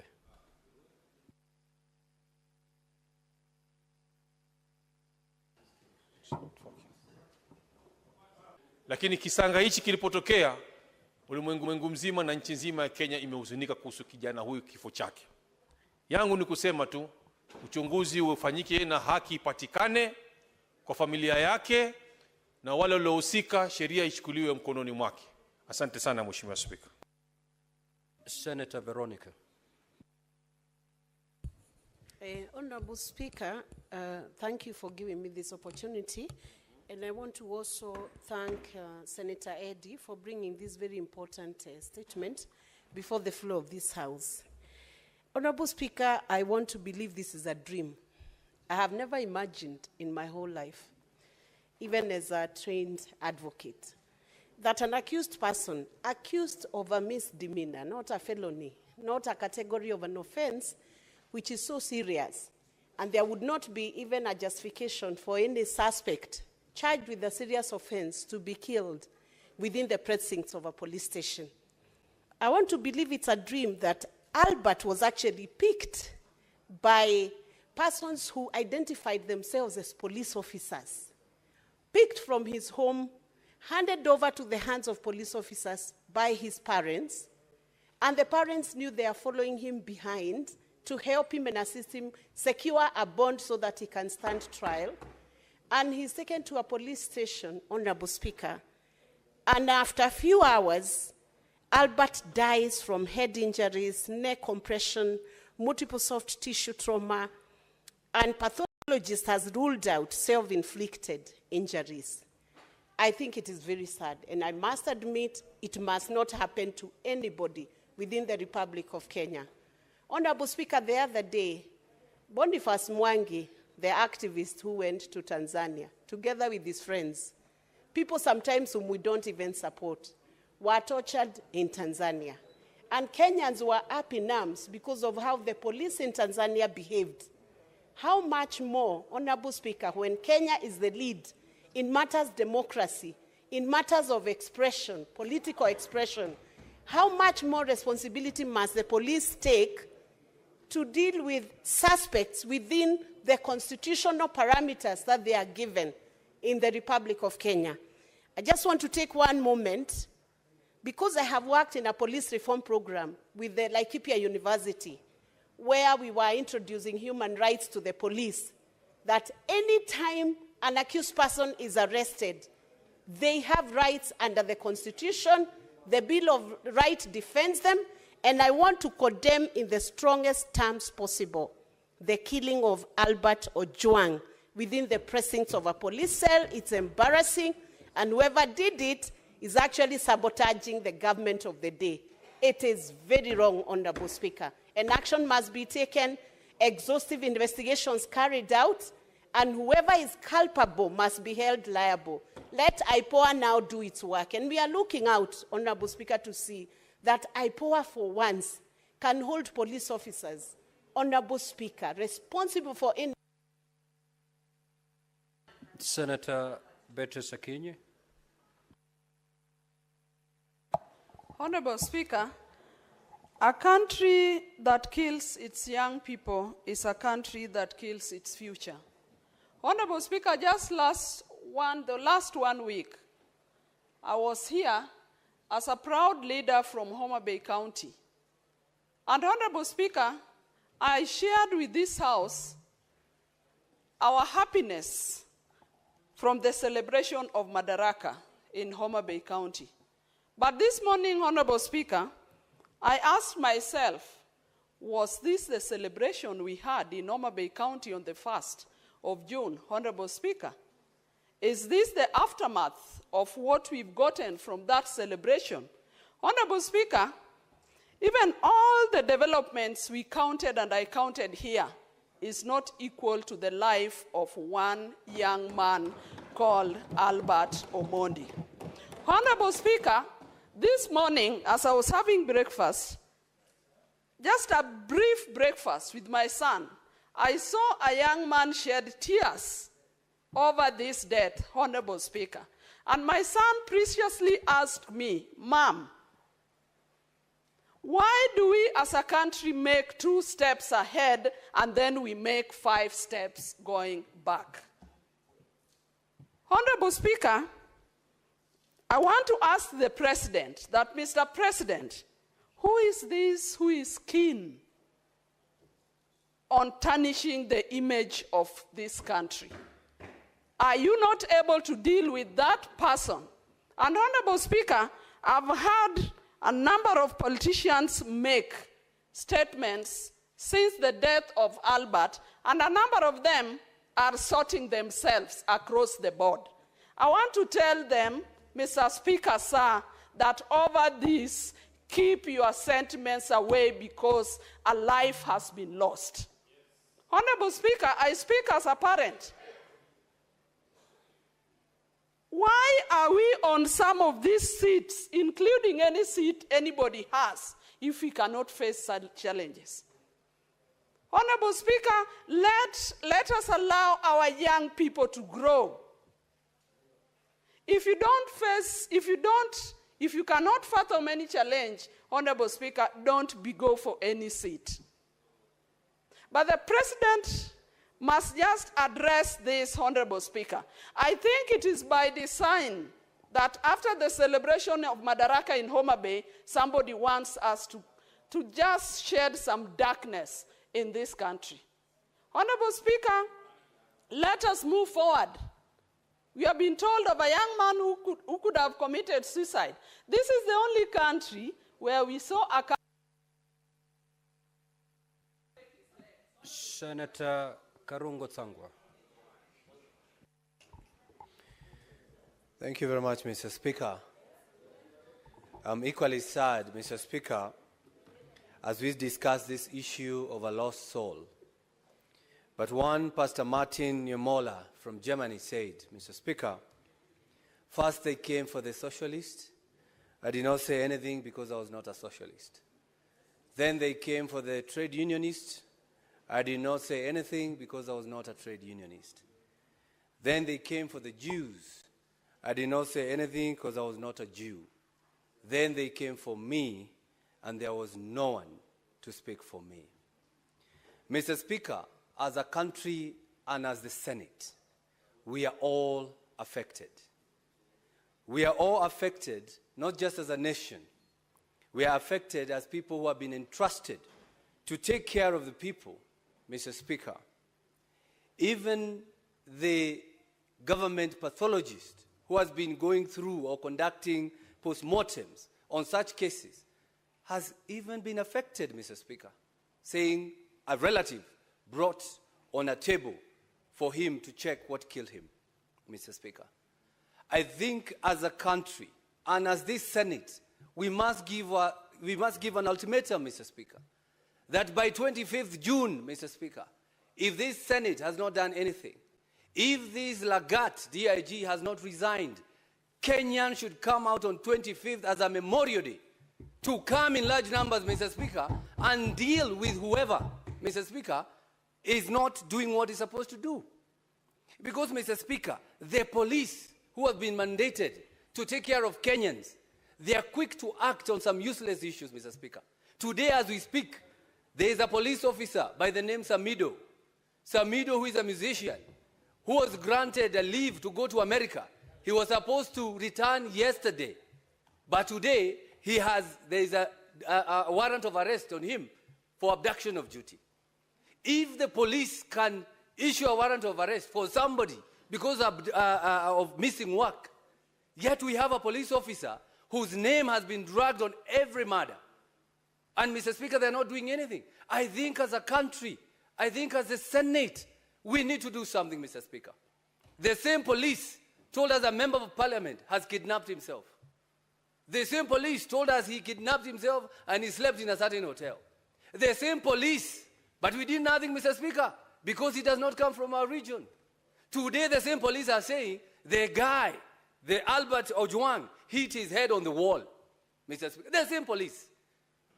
At least we can say we are here now discussing issues because we have been all affected by the death of Albert Ojwang, Mr. Speaker. Senator Kavindu.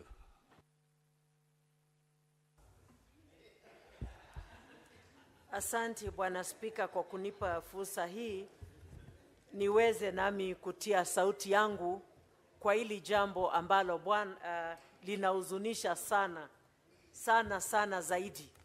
Na kwanza niwape wazazi wa huyu kijana pole zangu. Bwana Spika, kila mzazi utarajia kuzikwa na mtoto wake. Hakuna mzazi hata mmoja utarajia kuzika mtoto. Na hii Bwana Spika inaleta uchungu sana kuona watoto wetu wanauawa kama ndege. Mwaka moja ikifika tarehe 25 mwezi huu tutakuwa tumefikisha mwaka tukikumbuka jinsi wetu walipouawa. Bwana Spika, nilikuwa kwa hili bunge na nilitoka pale nje tukatembea tukaenda kule Bunge Towers. Bwana Spika, experience ya 3 hours Bunge Towers ilikuwa kama mwaka mzima. Kila nikisikia bunduki nalia tu nilikuwa nasikia tumbo yangu inatoka, maana mimi ni mama. Na hiyo bunduki ilikuwa inapiga mtoto. Sasa tunaongelea mtoto ambaye ameuawa na watu ambao wanastahili kuwa wanalinda kila mwananchi katika hili taifa. Kama tutauliwa kule tunastahili kukimbilia usalama. Basi tutapata usalama wapi Kenya hii? Ni kuonyesha taifa letu limeanguka kabisa. Na mimi naita president wa hili taifa, Bwana William Samuel Ruto, tafadhali simama kama president. Na sasa hivi kama si jana uongee kuhusu huyu kijana. Na wale ambao wamesababisha watendewe kile wanastahili kutendewa. Kwa sababu hatutanyamaza watoto wetu wakiendelea kuuawa. Sasa wakikufa wote tutabakia na nini kama taifa? Vijana ndio wenye nguvu, ndio wanaweza kuendelesha taifa. Tukizidi kuwaua, ni wapi tutapata wengine wa kuendelesha taifa hili? Mimi nasema hivi, kama mtu yoyote amefanya makosa, kuna koti, apelekwe kotini ahukumiwe. Kama ni kufungwa afungwe, kama hakuna hatia aachiliwe. Lakini kuwawa, hii jambo ninakashifu kabisa, kwa sababu hakuna haki ya mtu kupoteza uhai wake bila sababu yoyote, na ni mtoto peke yake ya wazazi wake. Hawa wazazi labda hata umri wao hawaruhusu tena kuwa na mtoto. Watapata mtoto wapi? Hata kama watalipa fidhia, hiyo fidhia watalipwa hailinganishwi na huyo mtoto. Na tunaomba haki itendeke hata kwa jinsi walipokufa kwenye taifa hili. Senator A.C. Okenyuri. Asante sana Bwana Spika kwa kunipa nafasi hii. Kwanza ningependa kutoa pole zangu kwa familia ya marehemu Albert Ojwang. Ni kisa ambacho kimenisikitisha mno Bwana Spika. Bwana Spika, sisi kama vijana tumeondoka nyumbani kwenye umaskini kuja mijini ili kujitafutia. Ni kisa kimenihuzunisha kuwa Albert aliweza kuchukuliwa na maafisa wale, na ripoti za upasuaji wa maiti zimeonyesha kuwa Albert hakujiua, aliweza kuuawa na maafisa wale. Singependa kujiunga na wenzangu ambao wananungunika. Bwana Spika, maafisa wale ambao walimbeba Albert kutoka kwao washtakiwe kwa makosa ya mauaji, ili wasema nani ambaye aliwatuma kuangamiza kijana yule. Ni jambo ambalo linasikitisha Bwana Spika, kwa sababu kama vijana wa taifa watatendewa unyama kama ule, sisi viongozi tunabaki hapa tukinungunika Bwana Spika. Hii si hali ya kawaida Bwana Spika, na mauaji ya wanablog yamekithiri. Sisi kama viongozi tumezoea kuwekewa makosa kwenye mitandao pale, lakini hatujawa wa hasira kiwango cha kutaka kuwaua wale ambao wanatutusi pale kwenye mitandao. Kwa sababu tuko kwenye nafasi za uongozi, mambo kama yale yakitokea, sio sisi kuchukua hatua kama zile.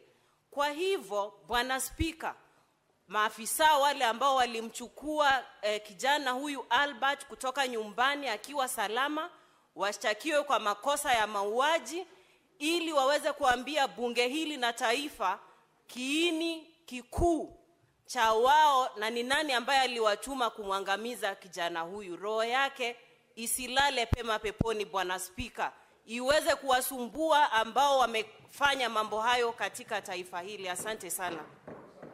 Senator Omtata.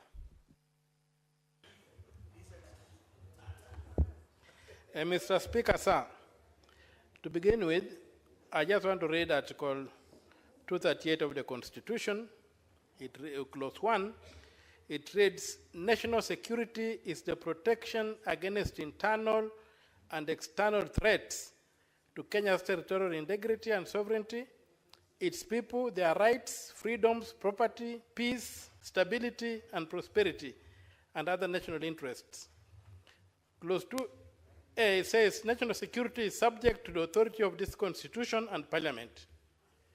Parliament has the power to investigate this crime.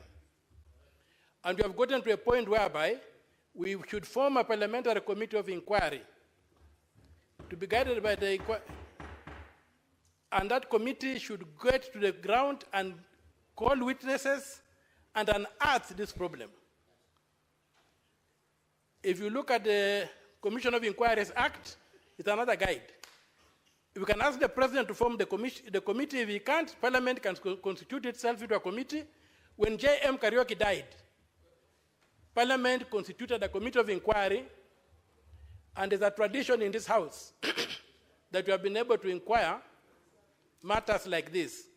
So given the weight of this matter, my submission is that Parliament should investigate this matter. The police have nothing to investigate.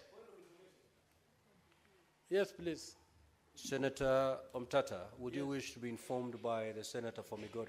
Yes. You may proceed, Senator Eddy.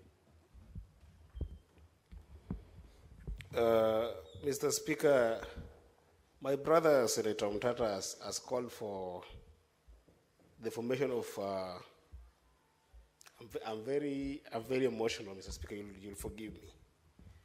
He has called for a commission of inquiry on the death of a young man when it is a matter of public understanding that there is somebody who has been alleged to have reported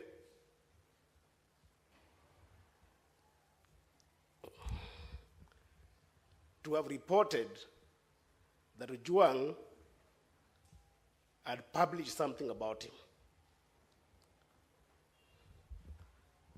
How does the justice system work, Mr. Speaker? How does it work?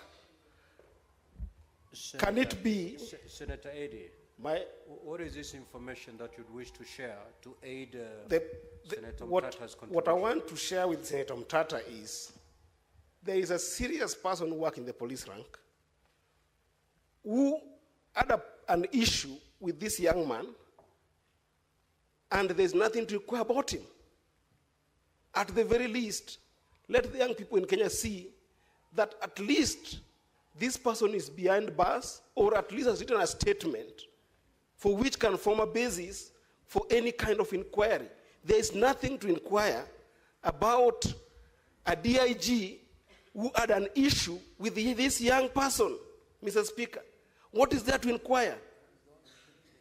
And is the one who sent for him, Mr. Speaker. What is there to inquire? Senator Eddy, I've given you some latitude because we wanted to know, to understand the information you wanted to volunteer. Nevertheless, Senator Mtata, if that is helpful, you may proceed. Well, it is helpful to the extent that you have not seen the tweet. Personally, I have not seen the tweet that has been referred to or the insulting statement that is alleged. I have not seen it. Naturally, this thing would have been floating around. So it looks like if there was one, there's a very heavy cover-up that we are not able to leave it to the ordinary law enforcement mechanisms to get to the root of this matter. That's why I would like people like Senator Sifuna here, Senator Mandago, and people, and the bull of Nandi, Senator Chererke, to sit on this issue and try to bring closure to this. We had Gen Zs killed in this country. It's close to a year today. No stone has been turned. And if it has been turned, what was seen under that stone has not been told to us. That's what I'm saying, as the ultimate house. And that's why I read this constitution, 258 clause 2A. National security is our business. And national security includes the lives of Kenyans. A life of a Kenyan has been lost. Many lives have been lost. Nobody has been held accountable. That's why I'm saying that in this particular matter, we form a body, a committee of inquiry the way it was done when J.M. Kariuki died, and the way it was done recently when this lady was killed by the British soldiers. And we unearth the evidence we can get and force law enforcement to act. If we leave it to law enforcement, we are going to complain, daylight, sunset, and the things will go cold. Let this house take charge and get to the bottom of this matter. Stone there is to be turned, look under that stone, and tell the world what they see. That's what we need. Otherwise, we are going to end up nowhere. They are going to sanitize this thing and it's going to disappear. This was a murder. We even have information this guy was taken to Central Police Station when he was bleeding. We would like these people to have a forum where they can come and tell us what they saw without fear of being victimized. That's why I'm asking for a parliamentary commission of inquiry. Thank you, Mr. Speaker. Senator Nderitu. Asanti Bwana Spika kunipa fursa hii. Kwanza kabisa nataka kuleta risala zangu za rambirambi na watu wa Laikipia kwa familia ya Albert Omondi Ojwang. Na nimpongeze Seneta wa Migori Eddy kwa kuleta taarifa hii kwa sababu wakati huu Bwana Spika, kwa nchi nzima kuna tanzia kwa sababu ya kumpoteza kijana barubaru. Kijana ambaye alikuwa ana maono. Bwana Spika, na hii imekuwa ni kama kawaida kwa sababu inaonekana watu wanaongea na polisi, maafisa wa usalama wamezoea, watu wataongea watanyamaza. Bwana Spika, anasema hivi kwa sababu kuna taarifa ambayo tungetaka kujua kile ambacho kilimuua padre ambaye anaitwa John Maina Ndegwa wa Boyman. Vile vile taarifa kuhusu padre ambaye anaitwa Alois Cheriot Bet. Lakini Bwana Spika, ikiwa taarifa kama hizo wezi kazipata, wanajua ya kwamba hata huyu kijana ambaye tayari tunaambiwa ya kwamba na maafisa ambao wanatuambiwa kwamba watafanya uchunguzi. Uchunguzi wao wa kwanza walisema ati katika seli Ojwang alijigongesha kwa ukuta. Bwana Spika, huyu Ojwang hakuna mahali kunasemekana alikuwa na ugonjwa wa kifafa ati alianguka. Ni wazi julikane alipokuwa akichukuliwa Homa Bay, maafisa wa usalama walihakikishia wazazi wake ya kwamba ako sawasawa na atapatikana akiwa vile vile. Bwana Spika, alitoka huko akiwa buheri wa afya, lakini ukiangalia ripoti ya upasuaji wa mwili wake inaonyeshana ya kwamba alinyongwa, na vile vile inaonekana ya kwamba alipigwa kichapo cha mbwa kuingia msikitini. Bwana Spika, hii ni aibu kwa maafisa wa usalama, kwa sababu wao ndio wamepewa jukumu kulinda mali na maisha ya wananchi. Bwana Spika, sasa inafika kiwango ya kwamba wananchi wanashindwa, wakimbilie majambazi? Hapana. Wakimbilie polisi? Hapana. Kwa sababu Bwana Spika, Inspector General wa polisi anapaswa kuitwa hapa aelezee kinaga ubaga. Naye naibu wa Inspector General wa polisi ambaye anatuhumiwa ya kwamba haya mambo yametendeka kwake, Bwana Spika, anapaswa kuwa amejiuzulu. Na si hiyo peke yake Bwana Spika, samaki anaanza kuoza kutoka kwa kichwa. Waziri wa usalama Kipchumba Murkomen anapaswa akija hapa kesho atuelezee vizuri, na akishindwa kueleza Bwana Spika, ajiuzulu. Kwa sababu yeye ndio tunategemea, yeye ndio tumepatia lile jukumu akiwa kama waziri. Nataka kuwashukuru vijana wa hapa Edi, na shukuru majority leader ama kiongozi wa Senator Asige. Thank you, Speaker. In June of 2024, the streets were the crime scene during the Gen Z protests. Now young people are being executed in a new place. It seems that police stations have become the new crime scene. And I, as I proceed, want to call for the IG and his deputy, who have had far too many extrajudicial killings under their belt in just 1 year, fired with immediate effect.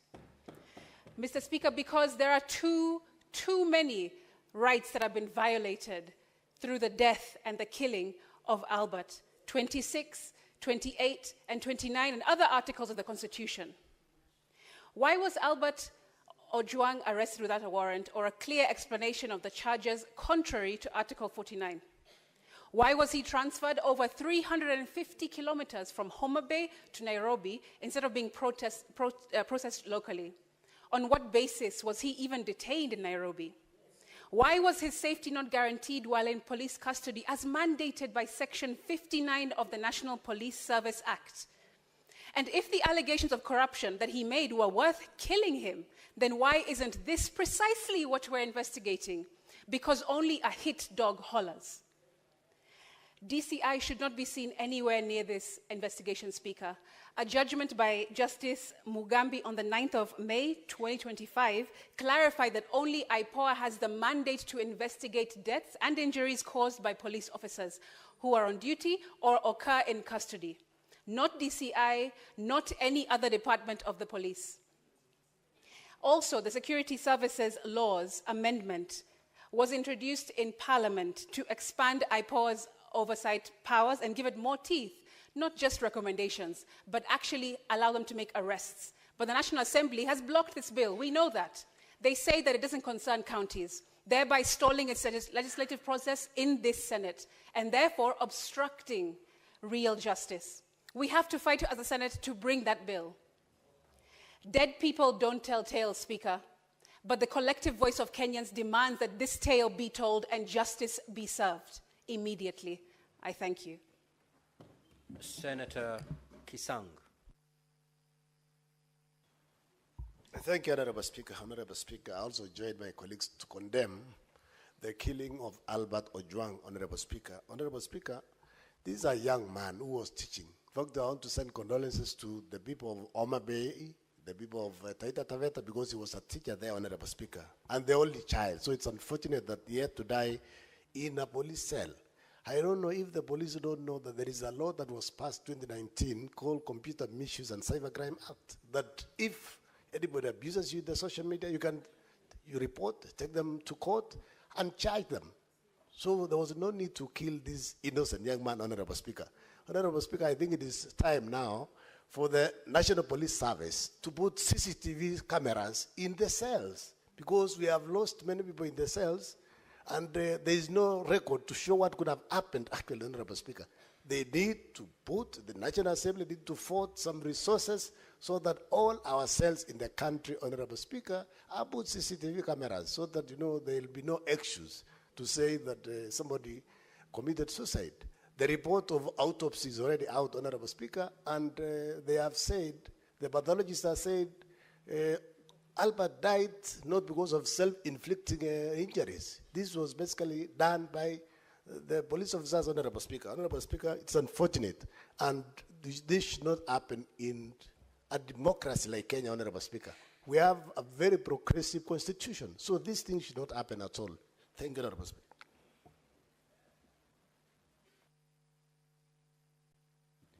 Senator Dulo.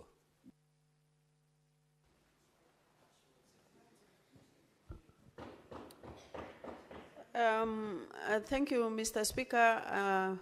Mr. Speaker, I wish to join my colleagues actually in condemning what happened to Albert. Mr. Speaker, of late there is so much insecurity issues that are happening in this country. And I think it is high time that we have taken very serious action against the happenings as far as insecurity is concerned.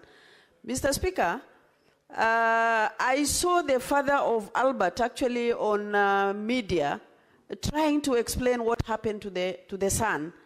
And Mr. Speaker, you can imagine Albert having ugali and sukuma under a tree, and the police officers come with a motorbike and arrest the innocent young man.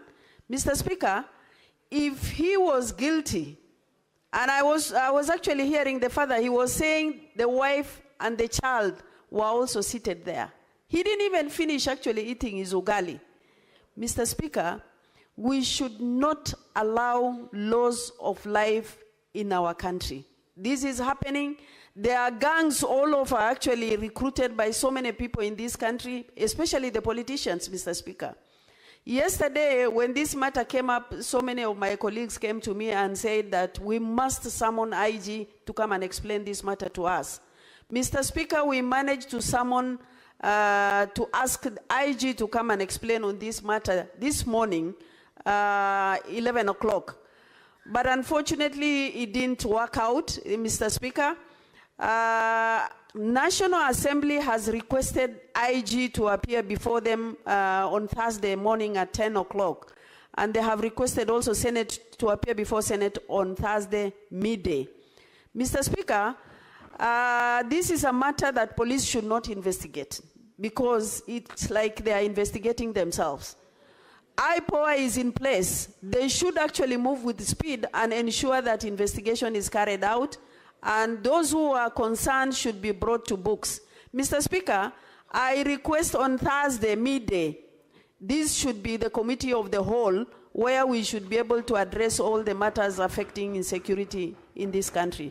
I thank you, and I pass my condolences to the family of Albert and the wife and the widow, the widow and the child. Mr. Speaker, this is a very serious matter that needs to be dealt with and put to a stop. I thank you.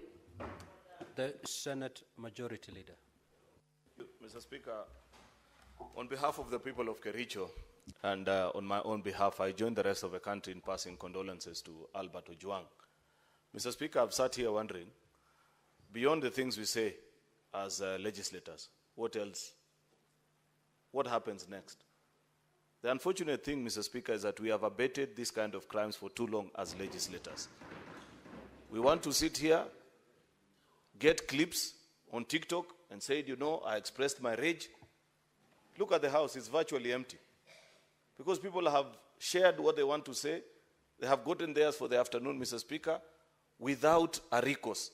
Mr. Speaker, the motion that we passed here after the June 25th protest, if we had adhered to it, and our committees, and I've said this more than 100 times on this floor, Mr. Speaker, that there were specific things that we asked each of our committees to do.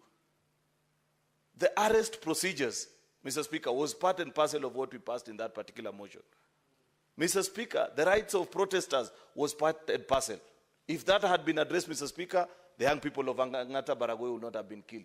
If we had done the arrest procedures, Mr. Speaker, Albert Ojwang would not have been picked from Homa Bay to come here. And up to when, Mr. Speaker, do we want to be a house of lamentations? Let us be serious with our work.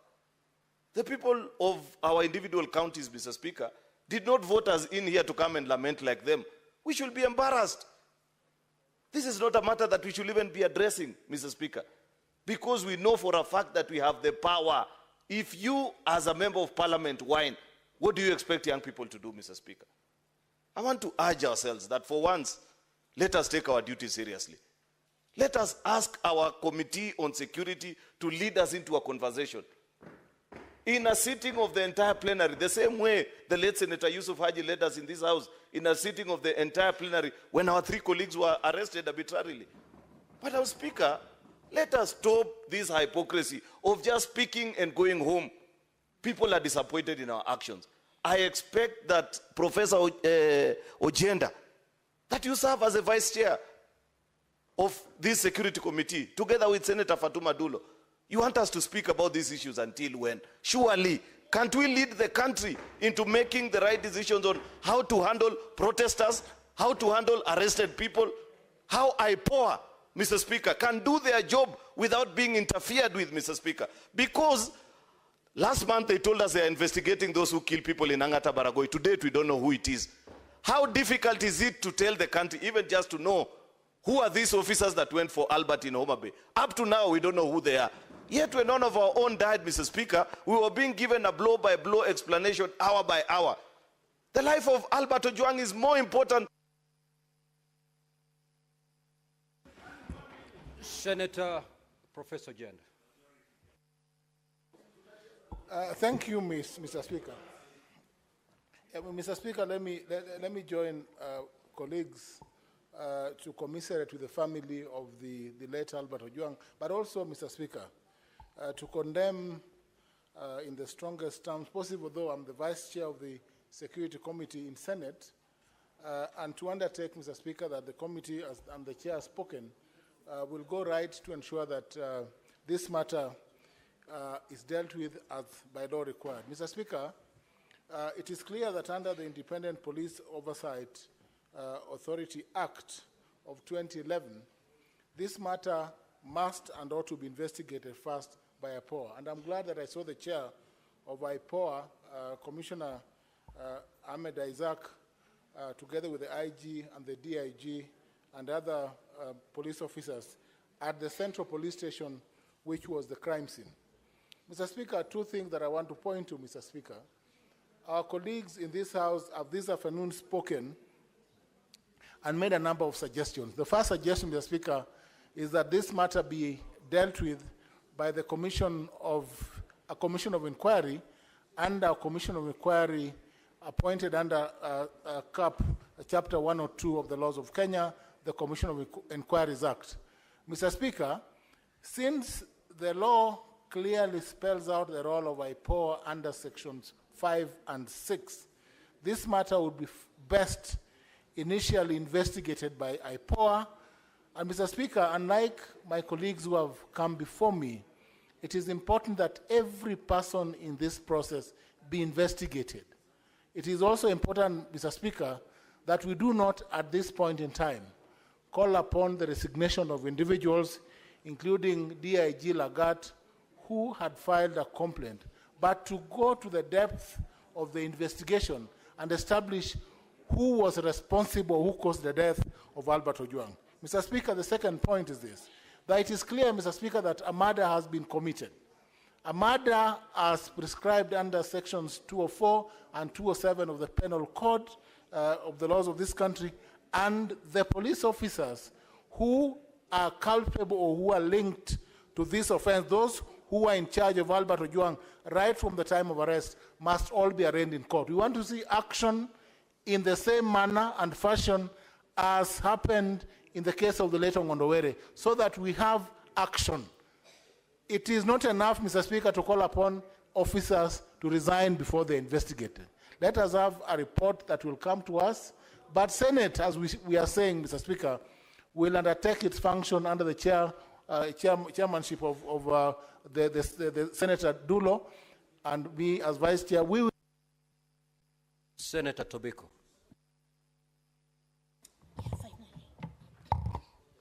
Thank you, Mr. Speaker. Mr. Speaker, I'm grateful that I got this opportunity to join my colleagues, Mr. Speaker, to mourn the loss of Albert Ojwang, Mr. Speaker, and to condole with the family and the people of Homa Bay, Mr. Speaker.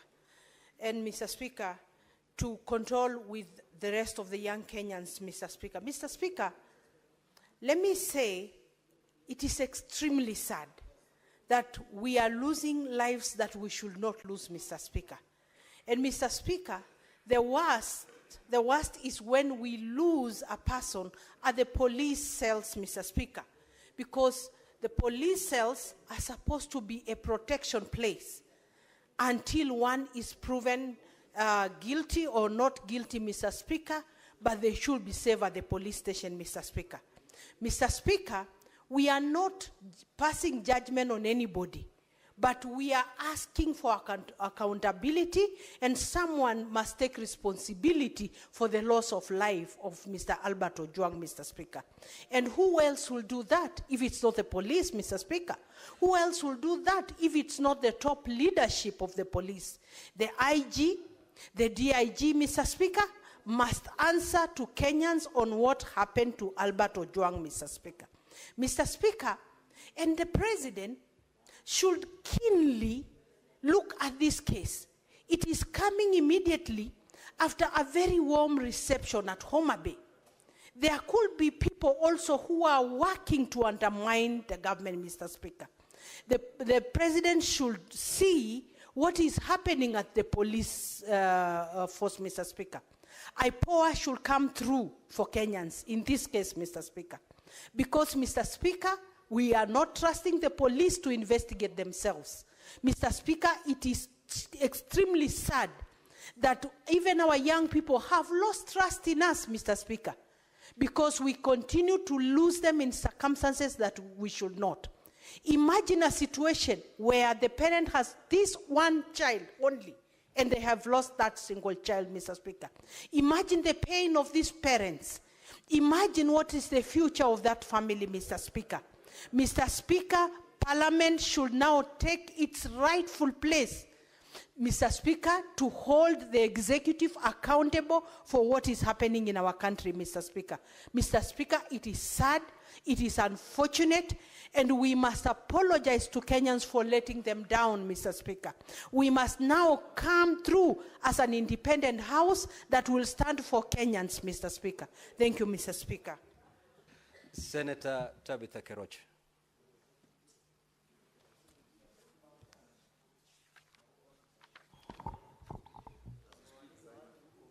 Thank you, Mr. Speaker, sir, for also giving me this opportunity to stand as the Senator of Nakuru County with my Nakuru County people and my family to sincerely send our condolence to the family of Albert Omondi Ojwang.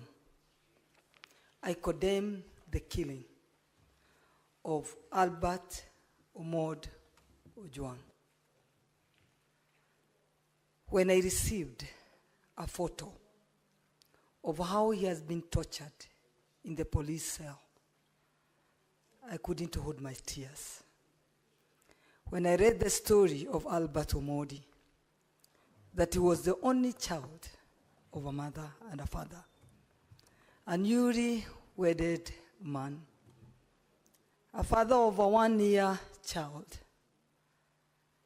a graduate from Migori, and you can imagine to educate a child to a university level of parents of that status, how hard they've worked to ensure that their child get the rightful education. And this child now has gone. It is so sad. And in the hands of our security. So my aim is just to really ask the justice for Omodi and the family to be given. And I don't think there's anything else we're asking. It's just for his justice for now, because he's gone.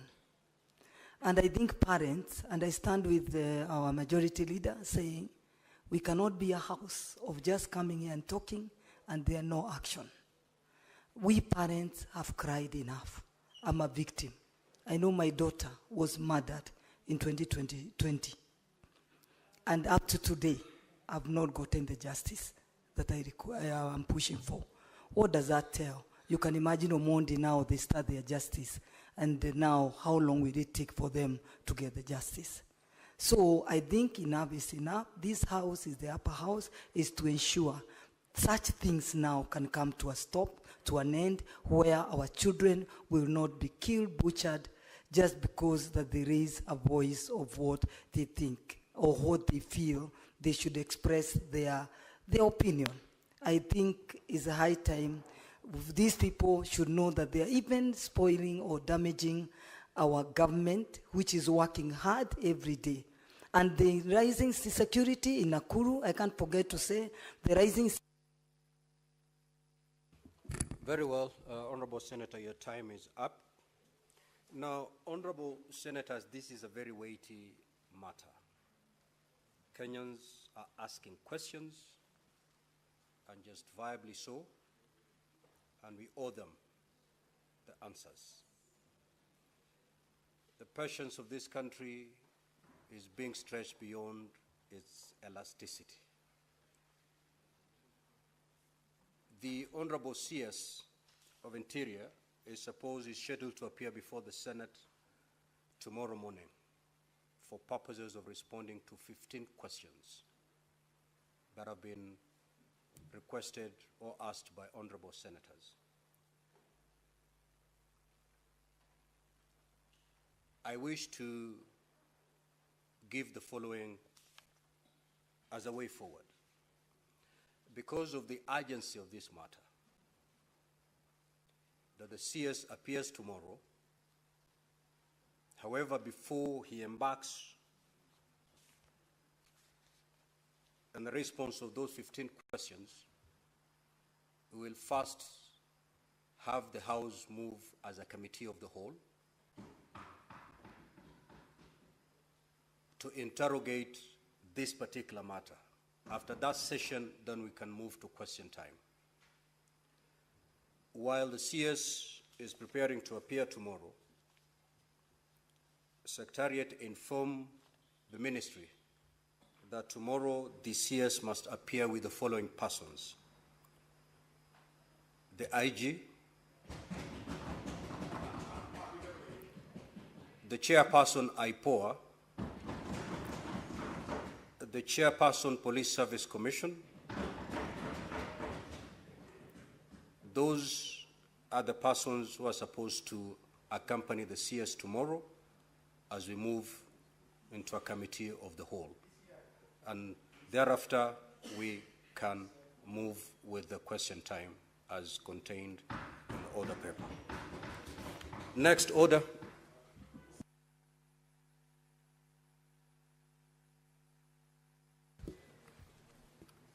Order number 8, motion.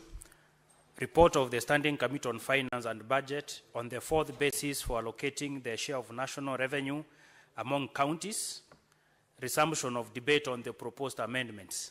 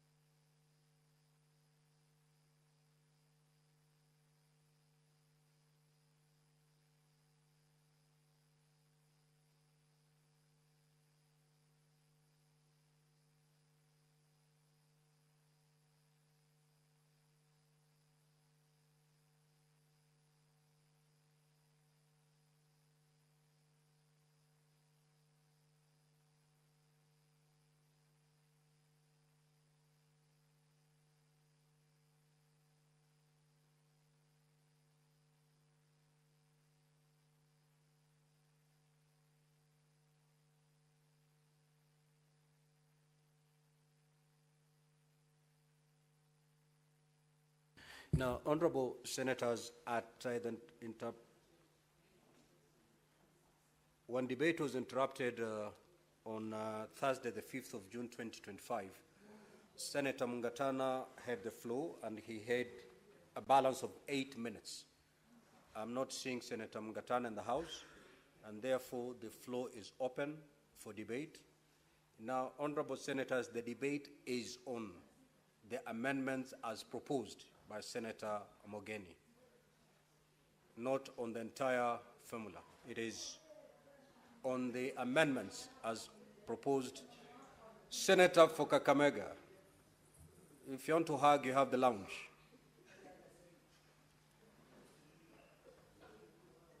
So, honorable senators, the debate that is supposed to continue is the debate on the proposed amendments by Senator Mogeni. Senator Fernandez. Thank you, Mr. Speaker. I rise to speak to the amendment by Senator Okongo Omugeni. Mr. Speaker, I think in the principle of at the division, Mr. Speaker, I think last week we did mention on a number of, this is a 4-year or 5-year, Mr. Speaker, and therefore this division of revenue and amendment is very critical. Mr. Speaker, for Isiolo, let me begin by saying the following. Mr. Speaker, this is a house of equity. That is why the vote of Nairobi and the vote of Nandi and the vote of Kakamega and the vote of Elgeyo Marakwet, Mr. Speaker, is subjected to principle of equity, Mr. Speaker. This amendment that has been brought by Senator Okongo Omugeni, and I wish he would be listening, Mr. Speaker, this amendment that has been brought by Senator Okongo Omugeni on 4.46 billion to be shared to 11 counties, Mr. Speaker, Isiolo, Lamu, Elgeyo Marakwet County, among others, is in the principle of equity that we want to see, Mr. Speaker. Mr. Speaker, I wish Senator Okongo Omugeni would be listening, including Embu, Mr. Speaker. I wish the mover of the amendment should be listening. Mr. Speaker,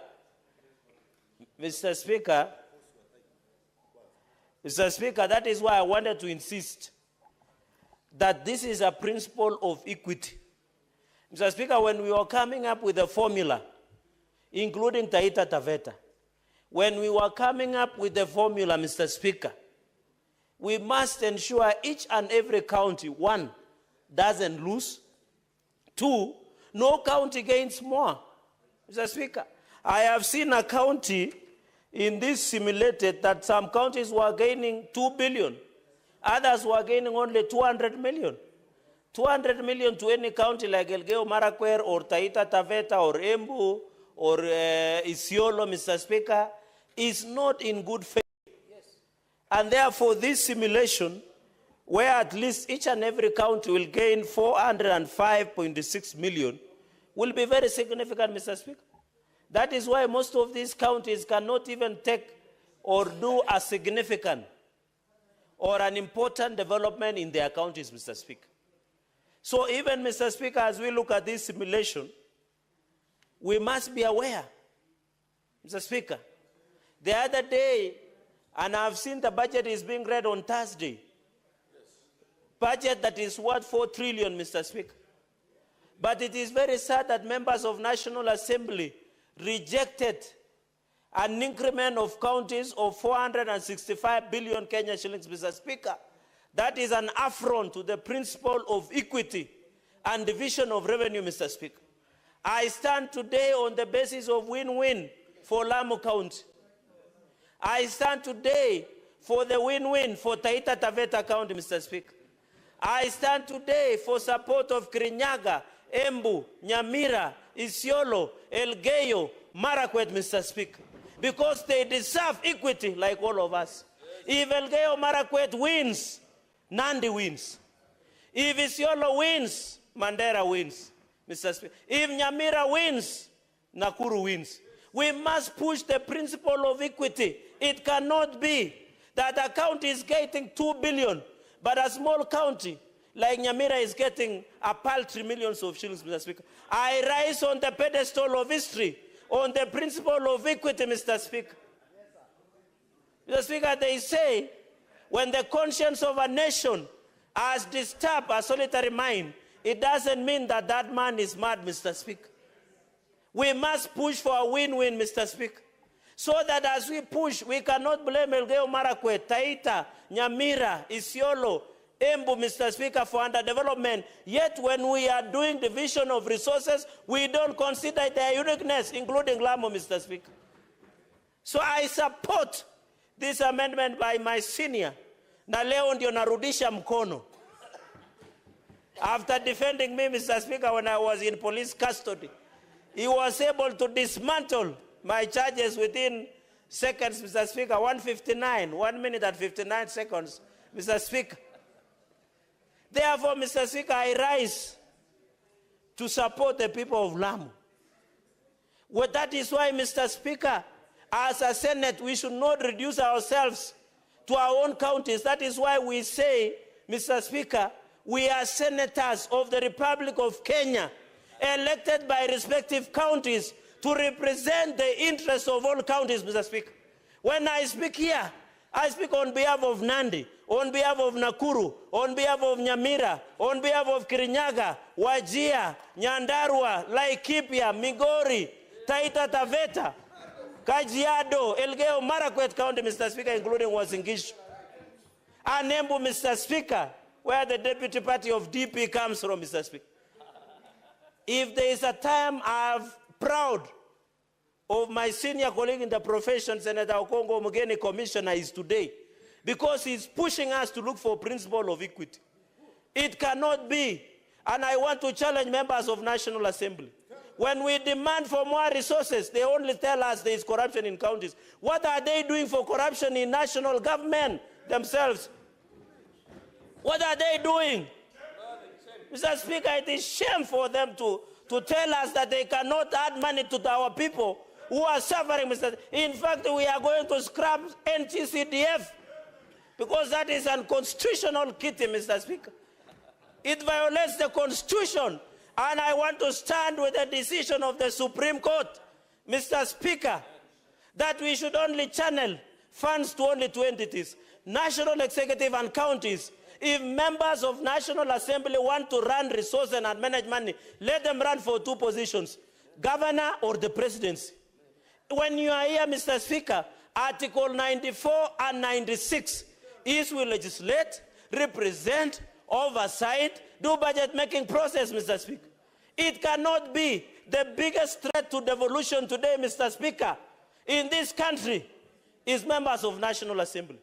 How can they appropriate and pass a budget of 4 trillion and give counties paltry 400 billion, Mr. Speaker?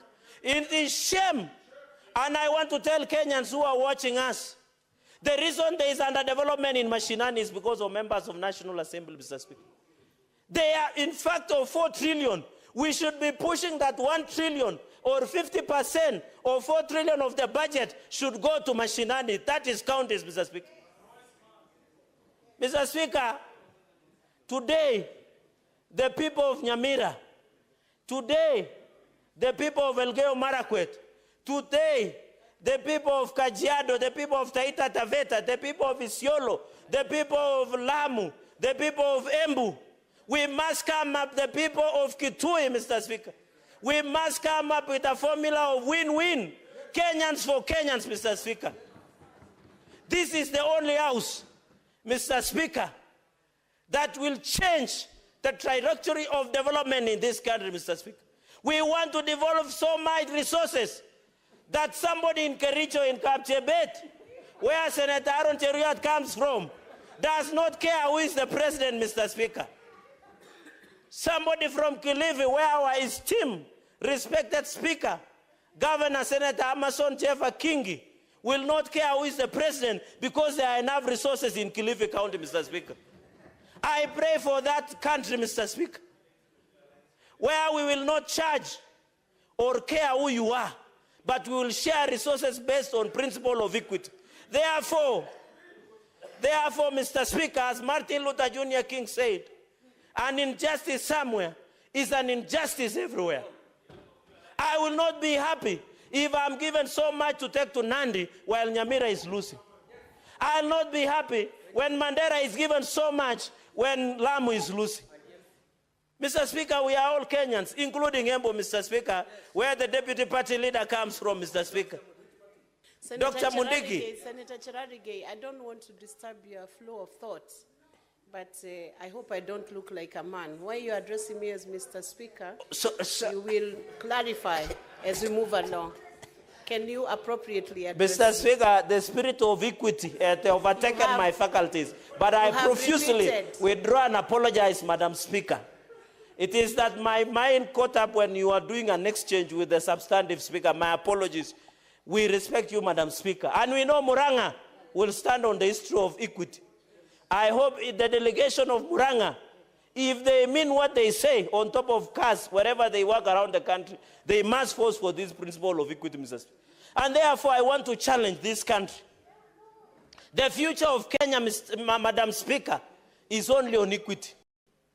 I'm calling upon the Chair of Finance and Budget, my very good friend, which I have tremendous respect, a principal of Kenya Kwanza, a party leader, the Chair of Finance and Budget. Let us amend this formula. The pride of your committee, Mr. Chairman, sir, through Madam Speaker, is to ensure no county goes home crying. Let us take care of these counties. Madam Speaker, I've sat in public accounts for almost now 8 years. We have seen the financial statements. They cannot do anything. We went to Nyamira when the late, my brother, his soul rest His Excellency Nyagarama, he was a good man. I don't know about the current one. Okay. That is, the senior council will tell us. And we visited, and they were only begging for it, was it 100 million to complete? Can you believe? While we are giving counties, even, Madam Speaker, we need also to look at their own source revenue. A county like Nairobi, the CRA revenue potential of county of Nairobi is 63 billion. We are giving it close to 20 billion. They have a pending bill around 120 billion, Madam Speaker. We must also, the mover of this amendment, Senator Okongo Mugeni, we must also ensure, and I want to appeal to the Finance and Budget Committee, you cannot compare revenue potential of Nairobi City County and Nyamira, despite that they are growing tea. Madam Speaker, even as we talk, Nyamira grows tea and Nandi. Are you aware our tea prices cumulatively per kilo has even fallen down? Now it is 19 shillings per kilo of tea. 9 shillings is being taken by Muchunaji Chai. 10 shillings remain with the farmer. Madam Speaker, so even if you discuss the own source revenue of Nyamira, it will fall down because of market of demand and supplies. Even here in Nairobi, they can collect, I saw them celebrating that they have collected 12 billion, yet their revenue potential is 63 billion. What are they telling us? And they are doing a program that dish in a county. And that program is not extending to all children. Yet we are giving them the highest allocation. Look at Turkana, Mr. Speaker. We are giving Turkana the highest amount. But the information I have is the governor of Turkana, whenever he goes to a function, he dishes out 1,000 handouts. Yet the people of Turkana, you know, the senator of Turkana brought a statement where it is only in Turkana you get a Form 4 liver dispensing out medicine, Madam Speaker.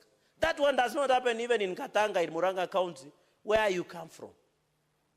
Yet the highest amount is we give. Let us not be selfish, Madam Speaker. This country belongs to all of us. If we want to end corruption, iniquity in this country, Madam Speaker, we must be willing to accommodate each other. The future of this nation is a united nation, Mr. Speaker, not based on tribes or families. Whether you want to call yourselves cousins or wherever, Madam Speaker, is we must look at the bigger picture. At the end of today, when you go back to Taita Taveta, Senator Eddie, I want to challenge you, although you are mourning, and we continue to empathize with your people, that as you go back to Migori, you should report back and say it when I was in Senate, when Lamu, when Nyamira, when Taita Taveta, when Wajia, when Embu, when Elgeyo Marakwet, when Isiolo, where our sister serves with distinction. And I want to call out my friend, the governor, in future, not to make derogatory remarks against women leadership. I would have expected even women from this house to protest. She did. Yeah, in fact, Senator Dulo should be listening to this. I think she is busy because of issues of insecurity, Madam Speaker. We cannot allow governors to make derogatory remarks against a esteemed ranking member of the Senate, and we demand apology. And you know, Senator, the governor of Isiolo, Madam Speaker, is a good friend of mine. I have also expressed his displeasure. And he confirmed to me that he has withdrawn, but I want a formal apology. He has not withdrawn. Senator Cherarige, would you wish to be informed by Senator Omugeni? Yeah, today I am free to be informed by Senator because he's doing a good job. Okay. Senator Omugeni, you can proceed. I wanted to inform Senator Fonandi, who is doing very well this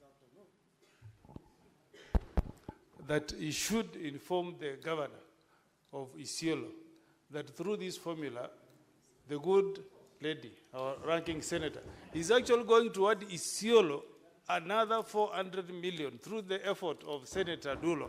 So what the governor should be doing is actually to appreciate and acknowledge the good work of Senator Fatuma Dulo, not to all abuses at our senator here, chair of security. Thank you, Senator Omugeni. Senator Cherarige, you can proceed.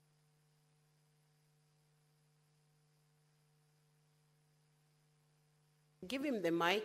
Madam Speaker, it is the most proud moment because even the Speaker of the session, where the Senator of Isiolo is adding 400 million plus, we are proud of women leadership in this country, Madam Speaker, including you.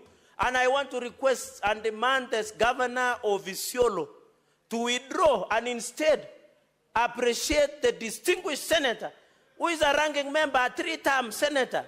Do you think to be re-elected in this country is easy, Madam Speaker? You are our SG in UDA. You see people crying, people taking diabetic and pressure pills to calm down. But this is a distinguished senator who is serving a third term. We must respect women leadership in this country, Madam Speaker. And I hope by the close of this business, after the distinguished work of the Senator Dulo, Madam Speaker, the governor must apologize and appreciate that we are adding over 405.6 million to Isiolo, among other counties, and we are giving 4.46 billion to 11 counties, Madam Speaker. In conclusion, Madam Speaker, the future of this country is in devolution. This amendment will bring justice. Madam Speaker, I want to request members of the Senate, especially head of delegations, including my brother, the minority leader, including Kamau Murango, the distinguished senator of Kirinyaga, who is the next governor of Kirinyaga, including the incoming governor of Kitui, Governor Bishop Enoch Wambua. Madam Speaker, the formula we passed today, including Senator Chute, who I see is restless today, including Senator Kisang, the formula we will pass will run for 5 years. We must think through it. We must think through it. Let us not rush. In the last session, Madam Speaker, we stayed almost 6 months to agree to pass a win-win. At that time, there were senators for Kenya, Senator Matzayo and Senator Wambua were Kenyans, me and Senator Nderito, and I am told the financier and the engine of that moment was Governor Mandela, the distinguished senator. Captain Ali Roba was the leading one, the onslaught. Me and Senator Kinywa, Madam Speaker, we are one man, one vote, one shilling. But today we are saying let the entire country win.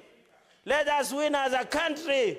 Let us win as a country. Senator Cherarigei, hold on a minute. There is a point of order by Senator Ali Roba. What's your point of order, Senator? Madam Speaker, the Honorable Senator Cherarigei has referred to me as financial that time. I would like him to substantiate as to the truthfulness of the statement he has made in terms of that, because it might send a bad signal out there. I wasn't in this chamber last Senate, Madam Speaker.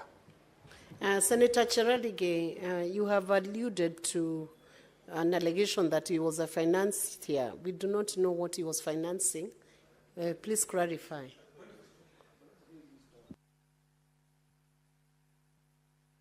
Madam Speaker. Proceed.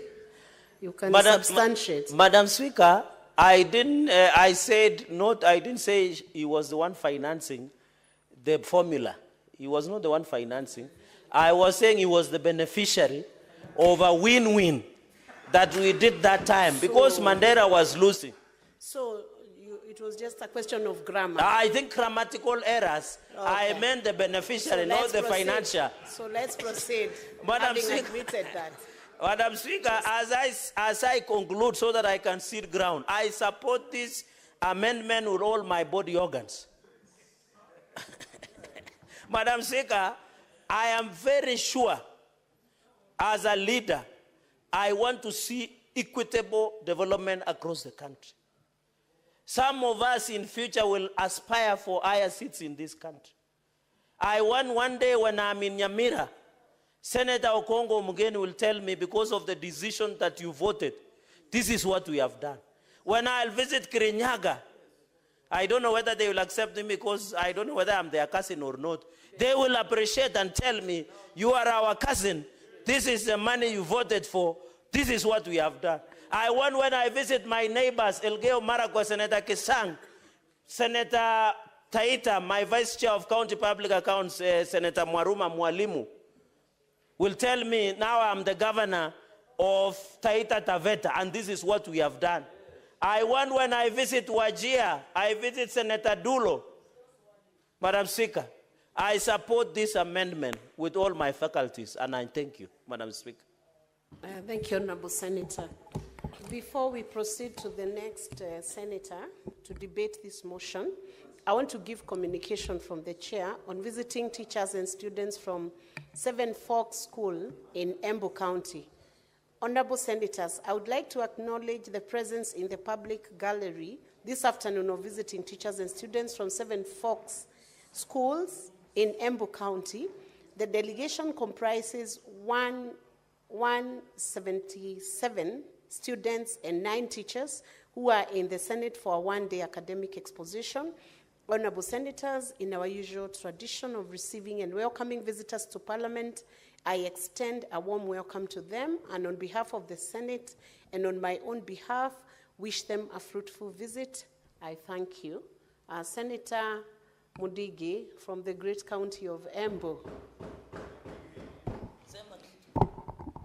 Asante Bi Speaker kwa kunipa nafasi niweze kukaribisha shule ya Seven Forks Primary School katika Mbeere South, Embu County, na pia katika county 47 wakati wile county inajulikana sana.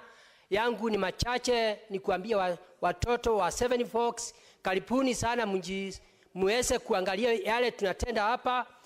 Wakati mmekaa dakika nyingi, muweze kuona yale mambo tunatenda hapa, mambo ya kuangalia, mambo ya vile, mambo ya security, na vile tunaongea ndio county zetu iweze kupata pesa. Bi Speaker, yangu ni kuambia watoto na kusema Senate, ile pesa tunasema hapa, ukienda kama Seven Forks, ile shule imejengwa na Kengen, na unakuta pia iko na bahati, lakini sile siko area hiyo iko na shinda. Na ndio mara mingi Bi Speaker tumekuwa tukisema walimu wale wanaweza kusomesa ile area kwa sababu ni area haina maji, haina hospitali, haina chochote. Tumekuwa tukisema mambo ya handship isiweze kuondolewa, na pia pesa kama zile tunasema kama ile mbili ya homogeny senator ambaye tunasema county zote siweze kuongezewa pesa, ndio county ya Embu iweze kupata pesa kama zile, ndio kama kule, kama ni parapara, kama ni hospitali, kama ni mambo mengi ya agriculture iweze kuendelea vizuri. Kwa hivyo naweza kusema watoto wa Seven Forks hapa, mkiweza kukaa vizuri na msikize mambo ya walimu, muweze kujiepusha na mambo ya dawa ya kulevya, mambo ya pombe. Wakati mwingine miaka itakayokuja, ninyi mtakuwa maseneta, ninyi mtakuwa speaker, ninyi mtakuwa wenye wabunge, na mtakuwa kila kitu. Kwa hiyo Bi Speaker, na wakaribisha na ni asanti. Mkirudi nyumbani Embu County muende na salamu, na pia mbarikiwe, muende safari njema. Asante Bi Speaker. Thank you, Senator Mudigi. Senator Okech Edi Gishero, Migori County.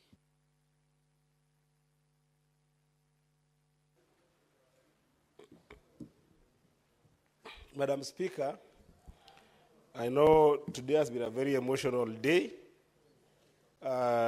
because as a young person, it is very hurtful to see a fellow young man succumb to not disease nor any condition of physical harm, but dying in the hands of the police. And Madam Speaker, before I just contribute here, I wanted to thank Mr. Speaker so much for the kindness he had extended and the urgency he has put on the matter of the death of Albert Ojwang by making sure that the CS, as well as the officers who are charged with our security, can be in this house tomorrow. And I wanted to urge all my colleagues, senators, that this is the time that the nation needs you most. This is the time that tomorrow we should not have a quorum hitch or even delay of debate and engagement, that the House tomorrow, all senators should come on time so that we can be able to interrogate the matter of Albert Ojwang at 9 a.m. We'll be here so that by 9:30 when the House rises, then we can be able to deal with that issue. And I want to thank all the senators for taking this issue seriously and the comments that you've made, and as well as I do extend my heartfelt condolences and my sympathies to the family of Albert Ojwang. I know I'll try and control my emotions so that I can be able to contribute on this equally important matter, the matter of the formula for which we push forward to be able to share resources among counties. Madam Speaker, I am a member of Finance and Budget Committee, and I was part of the team, therefore, that tried to think about what would be the best fourth basis formula for us to be able to share the resources that we have for counties horizontally. And Madam Speaker, while there were a number of suggestions by the CRA on the matter of sharing revenue, we felt very strongly that it's important that we have one parameter. And that parameter, Madam Speaker, is that there is no county that should lose in this avenue of sharing resources after what we have gotten from the national coffers, Madam Speaker. And therefore, Madam Speaker, when we created the formula, everything we considered was to make sure that that principle abides. And therefore, Madam Speaker, we suggested that we come up with a baseline that will always ensure that when resources are shared in this country, or when the basis for sharing resources is considered, then no county ever loses what they have gotten. And there is a reason behind this, Madam Speaker. The reason is very simple. Counties get to commit to different projects, get to commit to different non-discretionary and discretionary budgetary requirements. Therefore, if you put any formula that makes any county lose a shilling, you inconvenience that county. Additionally, Madam Speaker, the issue of inflation will always catch up with counties, Madam Speaker. For instance, if you think about the wage drift, there is a big consideration that adjusts itself by 5% in our payroll systems every year automatically. if you deny a county a shilling from what they got in the previous allocation, then you end up being injurious to their planning purposes. And therefore, Madam Speaker, the idea of the baseline of 387 is in and itself a very important one. And Madam Speaker, I therefore will dissuade any amendment that augments that baseline, that brings it to zero or any other thing. But now, Madam Speaker, when we came to this House, the issue was raised about the smaller counties who are going to gain from the previous CRA formula. And Madam Speaker, the rationale behind these small counties not getting what I would call adequate resources to make them run is because, Madam Speaker, these 11 counties in particular have faced a serious challenge of viability. Madam Speaker, if you look at the spirit of the Constitution, when the counties were being created under Article 6 of the Constitution and subsequent articles that divide resources in our country, Madam Speaker, the principle of the Constitution is that the counties must be viable. What are the viability options for the counties, Madam Speaker? The viability of counties, Madam Speaker, number one, is that they be able to run a government. Counties are government. And those governments must be run on the basis of non-discretionary expenses. Those non-discretionary expenses, Madam Speaker, must go and be able to run staff, must go and be able to run recurrent expenditure. And then, Madam Speaker, the viability of counties does not stop at running non-discretionary expenses. A county is only viable, Madam Speaker, if after employing people, the county can, one, provide services to its constituents, and two, can be able to have some sort of development to its constituents, Madam Speaker. What we have seen in the county of Isiolo, what we have seen in the county of Vihiga, what we have seen in the county of Samburu, what we have seen in the county of Tharaka-Nithi, what we have seen in the county of Laikipia, what we have seen in the county of Nyamira, what we have seen in the county of Taita Taveta, what we have seen in the county of Lamu, what we have seen in the county of Elgeyo Marakwet, what we have seen in the county of Kirinyaga, and lastly, what we have seen in the county of Embu, is that they can only run their non-discretionary expenses, recurrent expenses. So they are sent money to these counties, and the money, in whichever formula that is shared, is so small that they can only be able to finance salaries, Madam Speaker, and run vehicles, and run utility bills. Madam Speaker, that is not the viability of counties as was intended by the Constitution. Because then the people in those counties, Madam Speaker, end up never seeing any development. So, by virtue of not giving them enough and adequate resources to be able to run services and to be able to run development budgets, Madam Speaker, we end up only giving money to individuals in those counties who, if they misappropriate the non-discretionary expenses, Madam Speaker, then we are only really creating 11 billionaires every 5 years in those counties in the form of governors. So this is a rot in the, the redistricting, or rather the formula that was used to draw the counties, Madam Speaker, by using the 1992 districts, and that rot cannot be corrected by simple element of delineation. It can be corrected by finding a formula that can be able to enable those counties get monies to run budgets for development and run budgets for services. And therefore, that is why when we got here as a finance and budget committee and listened to senators, the senators did propose that in lieu of that problem, let us seclude about 2 billion to make sure that we give these counties, and if possible, pass a law to ring-fence that money to go to development of those counties. Now, Madam Speaker, the reason for this amendment by Senator Mogeni from Nyamira is that that which is being ring-fenced of 2 billion, which every county will get an average of about 181 million, is not adequate enough to cushion development. It's not adequate enough to cushion service delivery. Now, we understand that. However, the proposal of 4.46 billion, Madam Speaker, I think might be edging it too far.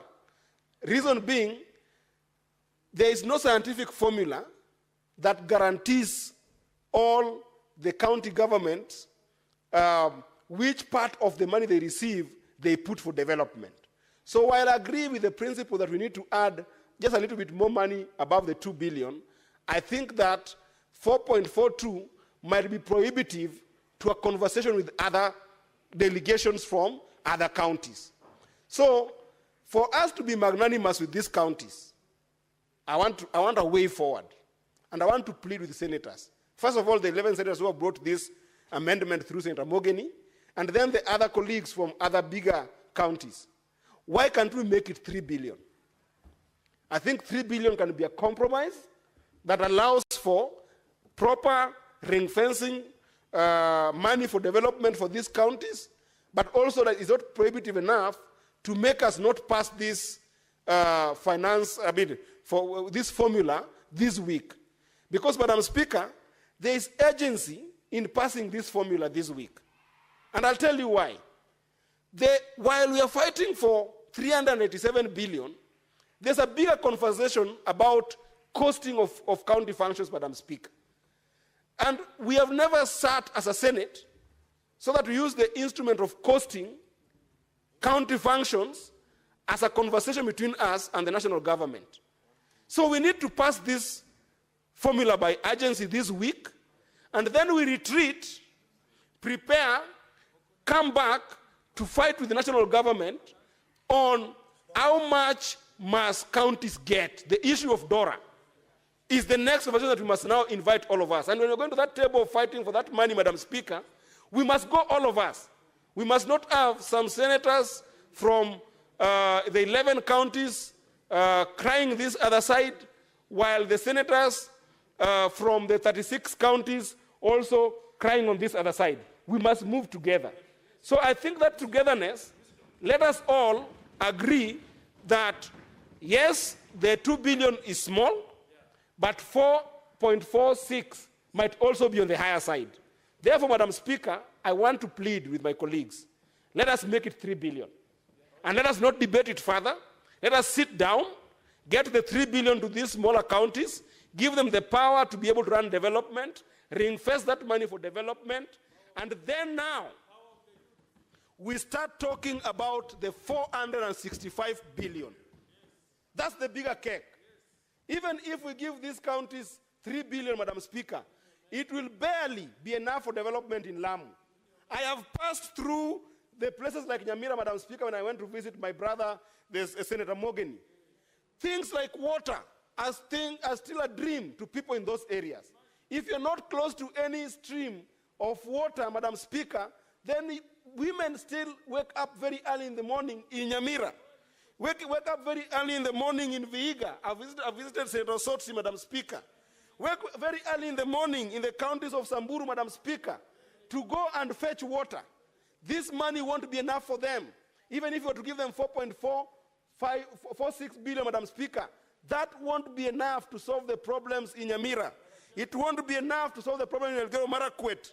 It won't be enough to solve the problems in Embu, Madam Speaker. We were sent here to fight for counties to get resources adequate enough to make the devolved functions work. They cannot work at 405 billion, Madam Speaker.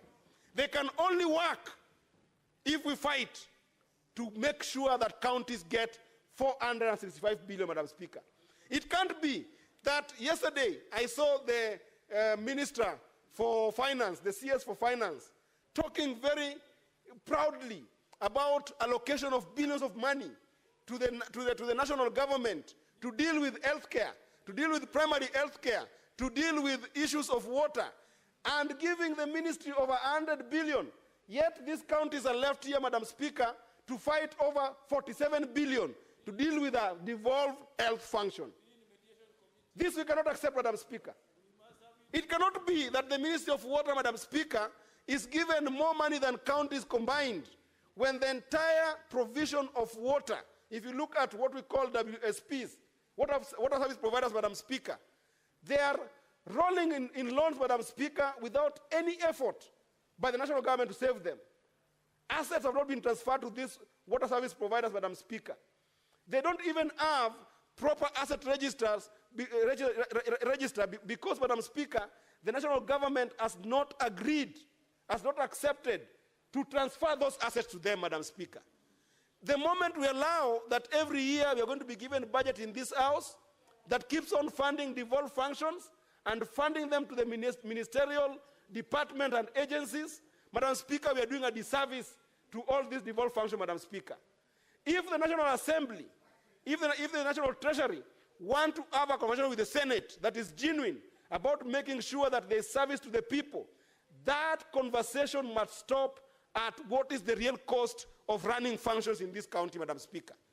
What is the cost of running policy functions when it comes to healthcare, and cost of running referral hospitals when it comes to healthcare, which are the only two functions given to national government, vis-a-vis running public health issues, running our hospitals, running primary health care, Madam Speaker, running SHA. All these things must go to counties.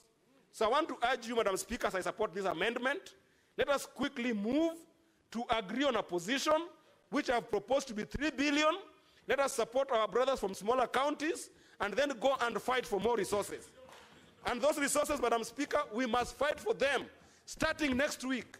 Therefore, let's pass this formula this week, and let's face the national government on the issue of 465 billion that must go to counties, Madam Speaker.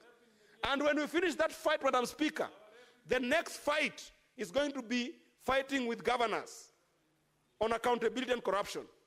We can't fight for 465 billion to go to counties and then governors go and waste it by having fleet of vehicles around, by building themselves into billionaires, so that every single 5 years we are creating 47 billionaires in these counties in the name of governors. It must stop.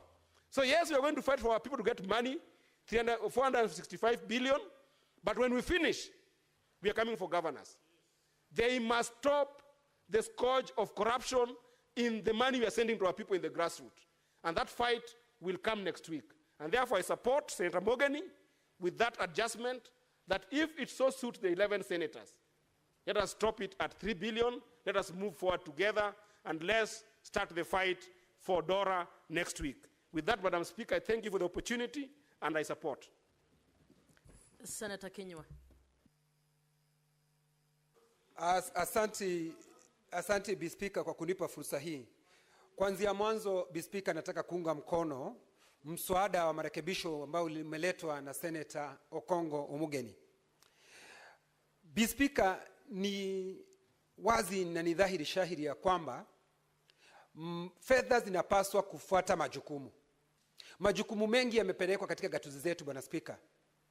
Lakini Bwana Speaker, gatuzi yoyote ambayo inapata chini ya shilingi Bi Speaker, gatuzi yoyote ambayo inapata chini ya shilingi bilioni 6 inakuwa ni vigumu sana, Bi Speaker, kufanya jambo lolote. Si kutengeneza barabara, si kuweka dawa katika hospitali, ama kutengeneza shule za chekechea. Lakini Bi Speaker, mswada huu ambao umeletwa, marekebisho ya mswada huu ambao umeletwa na Okongo Omugeni, kwanza kabisa nataka kushukuru mwenyekiti wa kamati ya fedha ambaye ni Senator Roba kwa nia njema waliokuwa nayo walipokuwa wakishabikia mswada huu, na kusema ya kwamba kaunti zitaongezwa, kaunti zilizo ndogo na ambao ushuru wake ni mdogo zinapaswa kupata shilingi kuongezewa bilioni 2. Bi Speaker, mswada ambao umeletwa siku ya leo unasema ya kwamba tuongezewe kaunti ambazo ni ndogo, hizi 11 ziongezewe bilioni 4, Bi Speaker. Bi Speaker, tukifanya kazi tukiwa wote kama vile tulivyofanya wakati wa seneti iliyopita, tuliweza kuongeza takriban bilioni 50 kwa mpigo, Bi Speaker.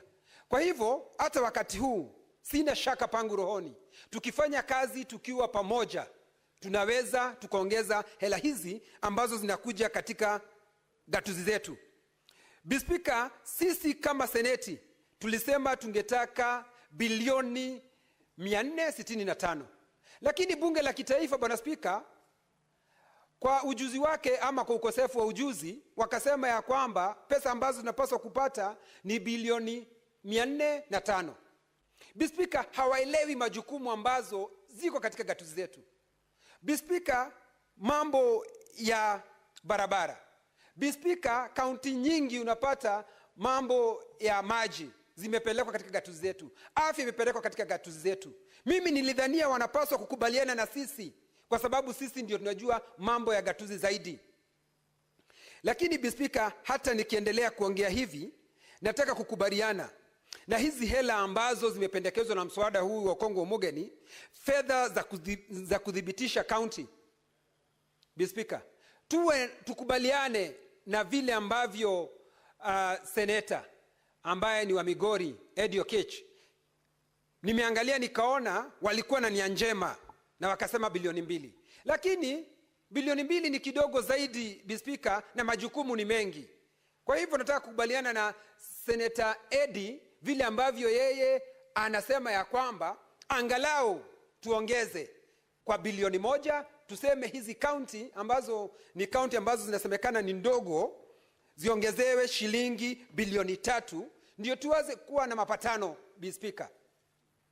Na tukifanya hivyo itakuwa ni jambo ambalo litasaidia gatuzi zetu kwa mambo ya ukulima, kwa mambo ya afya, kwa mambo ya barabara na masomo, hasa kwa shule za chekechea. Speaker, Laikipia ikiwa na shida kwa sababu iko katika Jamhuri ya Kenya kwa ukosefu wa pesa, utapata vile vile kaunti ya Nyamira itakuwa na shida, kaunti ya Homa Bay itakuwa na shida, kaunti ya Taita Taveta itakuwa na shida, kwa sababu sisi tumeunganika na sisi ni kitu kimoja. Kwa hivyo ninapoongea hapa ni vizuri, Speaker, hii nia njema tutembee tukiwa pamoja na tukubaliane ndiposa tuweze kupata hizi hela. Lakini tusikomee hapa, Speaker, kwa kusema ya kwamba baada ya sisi kupata hizi hela zikifika katika gatuzi zetu unapata ya kwamba, Speaker, hizi pesa zinaenda zinafujwa, unapata kuna ufisadi, unapata kaunti kama ya Nyamira, Speaker, kuna vyumba viwili vya kufanya majadiliano katika gatuzi ya Nyamira. Kuna wengine wanafanya katika sebule na kuna ile ambayo imeketi katika mahali panapofaa.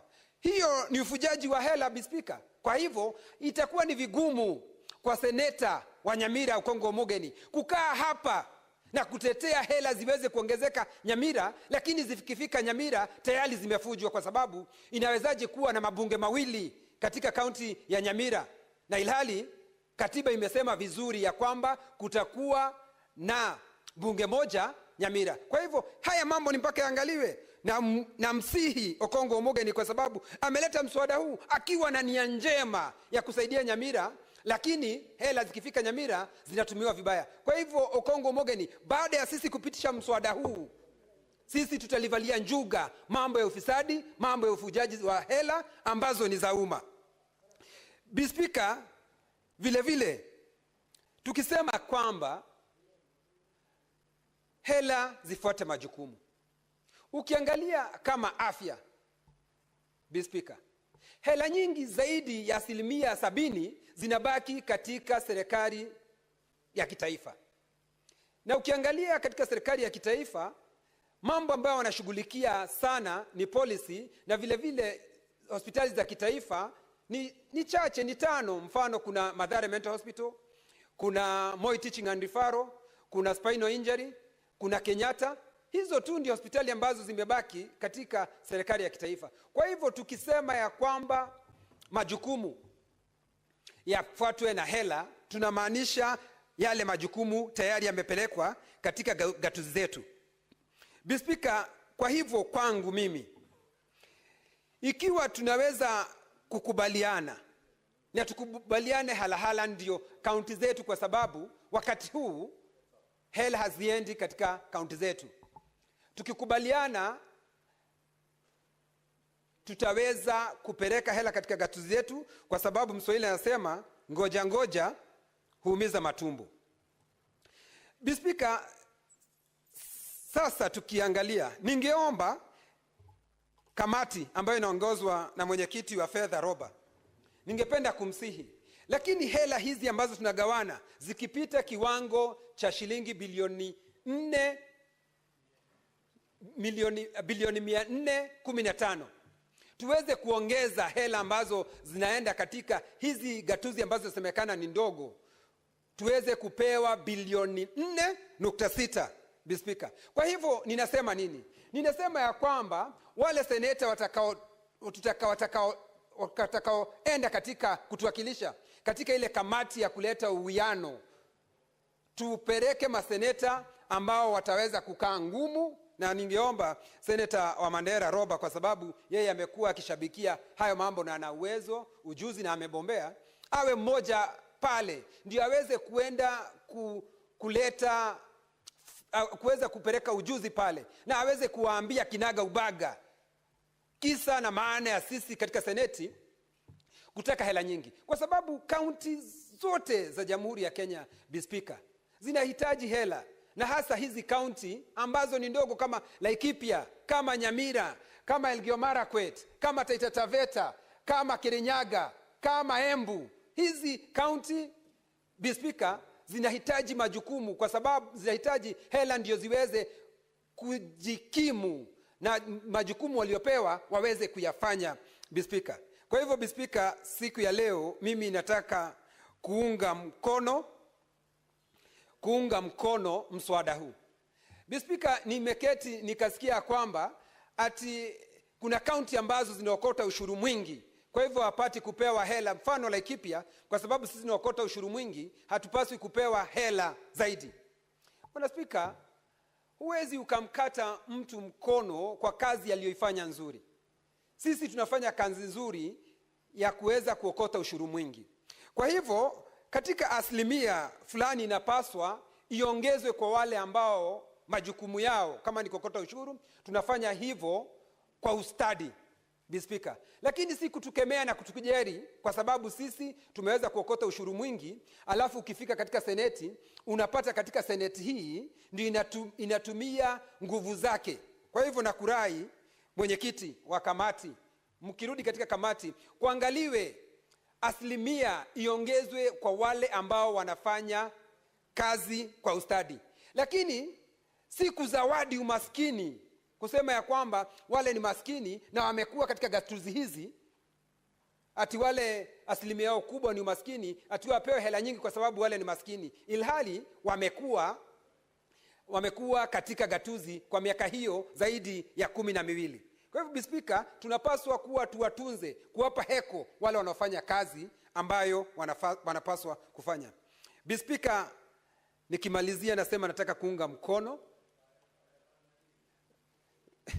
Speaker, Order, Senator Halwale. Your conversation is so loud. Speaker, ni wazi tunapofanya hii kazi, hawa magavana wakiitwa katika seneti ndio waweze kuulizwa maswali, na haulizwi maswali kuhusu mashamba yao, haulizwi maswali kuhusu boma zao, wanaulizwa maswali kuhusu hela ambazo sisi wenyewe kama seneti tulijadili, tukatetea ndio waweze kuongezewa na kupelekewa katika kaunti zao. Wakiitwa kuja na waweze kujibu maswali, na hiyo ndio jukumu yetu kikatiba, kuuliza maswali tuweze kujibiwa, ndio tuweze kuwa sisi ndio macho ya wananchi waliotuchagua katika gatuzi zetu. Maseneta wengine wakiitwa wanaona, magavana wengine wakiitwa wanaona wao ni kama miungu wa gatuzi walizotoka. Wanapaswa kuwajibika, Speaker, na kujibu maswali yale ambao wameulizwa katika seneti hii.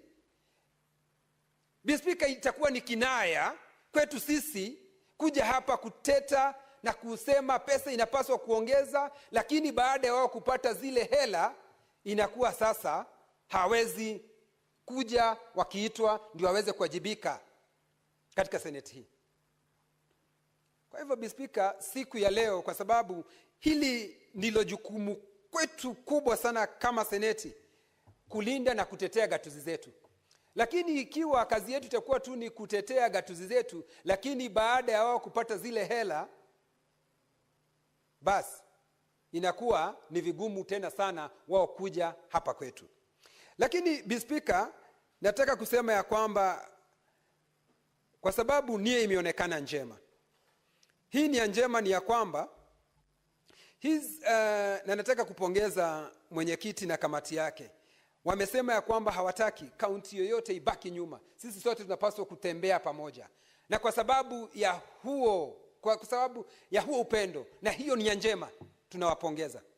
Na sasa marekebisho yaliyoletwa na Senator Okongo Omugeni, ninaomba kamati, naomba bunge hili, naomba na wasihi, tafadhali tupigie kura hayo marekebisho, ndio hizi kaunti ambazo zinapata hela chache ziweze kupata hela ambazo zinaweza kukimu zile kaunti.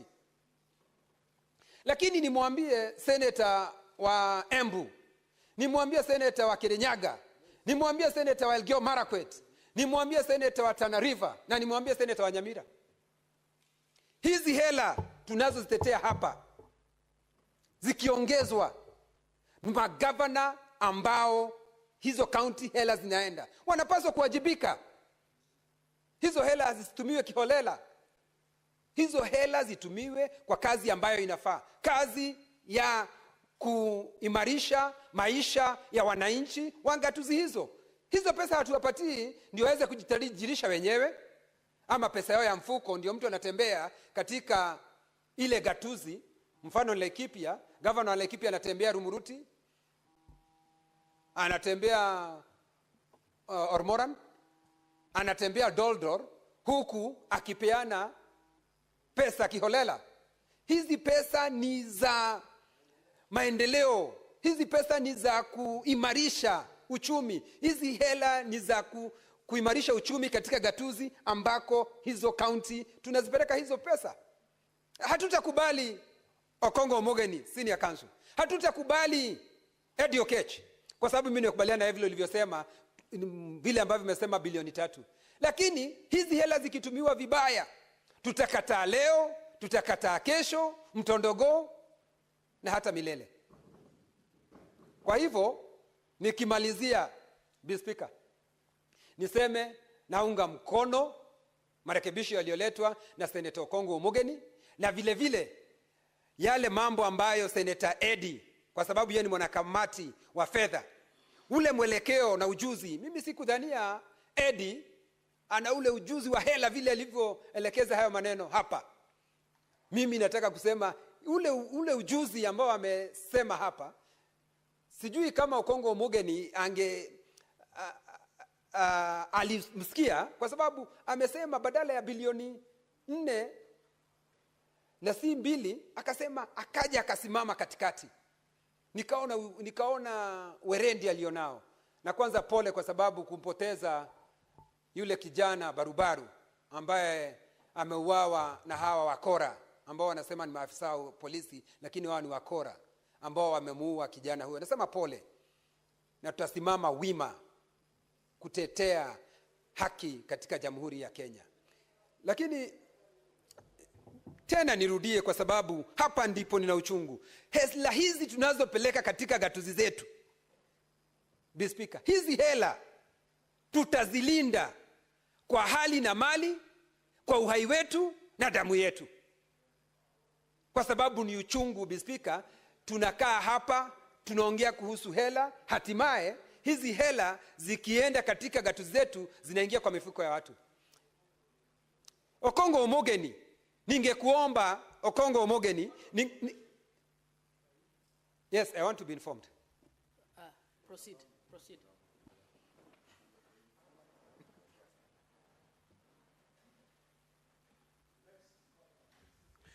Madam Speaker, the good Lord Senator of Laikipia has spoken very passionately and repeatedly. When somebody repeats something, it means that it is important to him. He has spoken and repeated the issue around wastage of resources in the counties. I wanted to inform him that in the committees that we sit in, the watchdog committee, I don't know whether he sits in one, we always have our partners come to those committees, and one of those partners is EACC. And the EACC should be in the forefront of fighting for mismanagement for our resources in the counties. And he should speak very strongly to the EACC, because we have never seen EACC rolling any head of governors, and we have seen Senate that does a very good job. What is the point of information? That in our that committees, he should use EACC. Yes, and okay. And they're in our committees as partners whenever we are doing watchdog committees. Okay. Asante. Hayo ni maarifa mazuri. Nisema tena, hayo ni maarifa mazuri ameniarifu kuhusu taasisi hii ambayo inapaswa kuchangamkia mambo ya ufisadi. Kwa sababu ufisadi, Bispika, ndio kiegezo kikubwa ambacho kinafanya mambo yasitendeke. Na kwa sababu si yuko katika kamati yoyote ambayo umetaja, na kuna hii taasisi ambayo inapaswa kushughulikia hayo mambo, na sema ya kwamba hii taasisi inapaswa, Bispika, kuwajibika kabisa, ndio Kenya iende mbele. Na Kenya itaenda mbele namna gani? Ikiwa gatuzi zetu zitasonga mbele. Bispika, nikimalizia naunga mkono na haya marekebisho. Nilitaka Okongo Mugeni nimweleze, angesema ya kwamba hizi hela zimeongezwa ziweze kusemekana ni za kazi gani, ni za kutengeneza barabara, za kutengeneza zahanati, ndio zisiende tu kiholela, zikifika katika gatuzi zikuwe hazina kazi. Ni tuziweke ziwe na sababu fulani zinaenda, ziwe ni kutengeneza mabawa ya maji, ni za kutengeneza shule za chekechea, ama ni za kutengeneza barabara. Na kiwa ni barabara kiasi gani, na barabara ni aina gani, ndio tuweze kujua. Bispika, naunga mkono na nashukuru kwa kunipa fursa hii. Senator Mwaruma. Thank you, Madam Speaker, for this opportunity to support the amendment by Senator Okongo Mogeni, Senator Nyamira, on the revenue or fourth basis of sharing revenue. Madam Speaker, I must say that we've come from very far. Previously, Madam Speaker, in the 80s, we had a one-party state, and we had resources being shared centrally. In 1965, Madam Speaker, there was the sessional paper number 1 that stated that we have gotten independence. How do we share our resources to ensure that we get development and fast, speedy economic growth? Madam Speaker, according to sessional paper number 1, resources were sent to areas with high potential, Madam Speaker, areas with rainfall and fertile soils. There were areas, Madam Speaker, that were left behind in terms of development, and these areas mainly were in the lower eastern coastal region and the northern frontier district, Madam Speaker, the northeastern region. In 2003, Madam Speaker, we saw the passage of national government CDF, where we saw some semblance of redistribution of resources through the CDF, where we had money going to constituencies, although largely, Madam Speaker, the members of National Assembly have misused that fund, and they have become like implementers, and thanks to the courts of law, which have pronounced themselves that this money really should not be used or applied by the members of National Assembly, because then they are not implementers of projects and programs, Madam Speaker, and that is only the executive that is supposed to implement projects. Madam Speaker, the clamor for a new constitution started after the repeal of Section 2A in 1992, and in 2005, Madam Speaker, there was an attempt to change the constitution, but why that constitution did not go through was because there was no devolution. And some of us who are coming from the coastal region of Kenya, we wanted, in fact, majimbo or regionalism. But the people who are making the constitution felt that would be balkanizing our country into 8 former provinces. And so that constitution did not see the light of the day. And we saw the advent of movements like the Orange Democratic Movement And in 2010, Madam Speaker, we gave ourselves a new constitution that saw, to a great extent, redistribution of resources, Madam Speaker, where we had money coming from the center, that is Nairobi, to the counties, Madam Speaker. Madam Speaker, I must say that the counties were too small and they are largely not viable.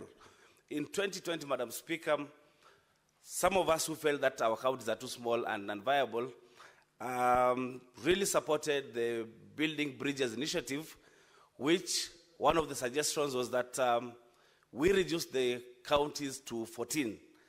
That clause did not see the light of the day, and it was removed at the initial stages of BBI.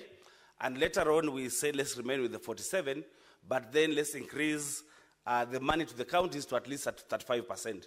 The rest, Madam Speaker, is history, because then BBI itself did not go through because of the courts declared it being unconstitutional, Madam Speaker. The best thing, Madam Speaker, that we gave ourselves as Kenyans in the 2010 Constitution was devolution. Some of our counties are very small, Madam Speaker. In Taita Taveta, we have only 384 people, and the registered voters around 160,000, whereas such a number in the central, in some constituencies, central like Ruiru, Madam Speaker, they have over 200,000 voters per constituency. That in our county is just the whole county. So, Madam Speaker, to get resources, we are being asked, so how many votes are you bringing on the table so that we can give you development? And the votes really were really few. So, Madam Speaker, in the advent of devolution, we thought that we have a panacea to the problems that were existing in our county. But then, by and by, as we look at how devolution is working, we feel that the money that is going to the very small counties that have been identified as Taita Taveta, Isiolo, Elgeyo Marakwet, Nyamira, Lamu, Laikipia, Vihiga, Kirinyaga, and Embu, that these counties are too small and unviable, and they get less than 6 billion, Madam Speaker. That money largely goes to paying salaries and doing operations, and very little money, Madam Speaker, is left to do development. Madam Speaker, we are now again discussing the fourth basis for sharing revenue, something that we did, Madam Speaker, in 2020, and I can assure you, Madam Speaker, then it was extremely divisive. As other speakers have said, it took months to pass that third basis for sharing revenue, Madam Speaker. In fact, it took the intervention of the Right Honorable Raila Odinga. I remember then I went to State House with the Right Honorable Raila Odinga with the leadership of the Senate. I was representing Team Kenya because then we were in the mood of handshake then, and the Right Honorable implored upon the President then, Honorable Uhuru Kenyatta, to add some money to counties so that no county can lose money. I remember in 2020, in the new revenue sharing formula, Taita Taveta was going to lose 400 million. Some counties were going to gain. The highest gainer was Nandi, which was going to gain 1.4 billion. Because then, Madam Speaker, we were sharing the same cake as that we shared in 2019-2020, 316.5 billion. Now, in 2020-2021, we were called upon to share the same cake, but with a new basis, with a new formula. So definitely, if you're sharing the same cake with a new formula, some counties would lose and some counties would gain. So the counties that were losing were a total of 19 counties, and Taita Taveta was one of them. But as we were negotiating with others, I remember imploring upon the senator, the late senator for Machakos.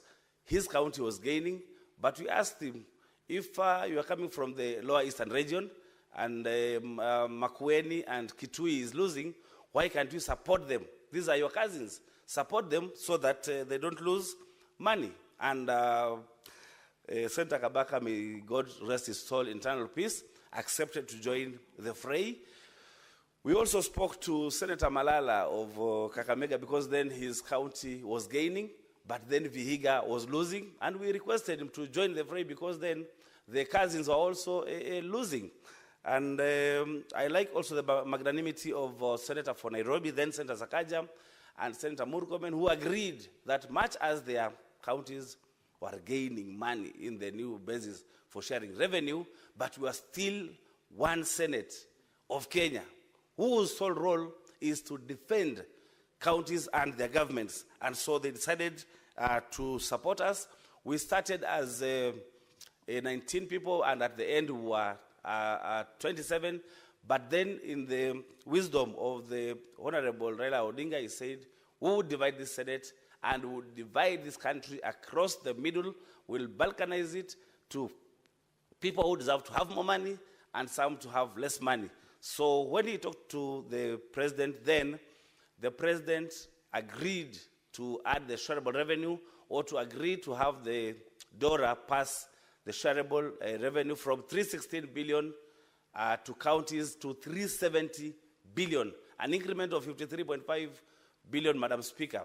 And I remember my county then was supposed to lose 400 million, but then it gained 600 million and it got a leap from 4.2 billion to 4.8 billion. That was quite a leap. Madam Speaker, an increment of Indora of 50 billion was the largest that I've ever seen in Kenya.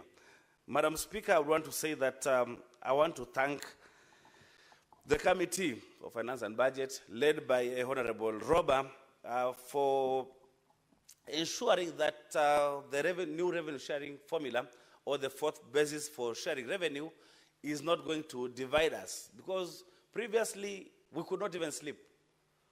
We could have people making calls from State House and from all over Kenya, because then they wanted us to vote. I remember my governor calling me, telling me that, don't worry, you'll not lose money this year, you'll lose it next year, and told him, rubbish. How can you agree we lose 400 million, yet when you lose 400 million, we are losing it for 5 years. That is 2 billion. So there's nothing like that. But I'm happy that the Committee of Finance and Budget has agreed to hold counties harmless by making sure that we share 387.5 billion to all the counties using the third basis of sharing revenue, and then the additional amount which will be determined by DORA be shared using the new basis.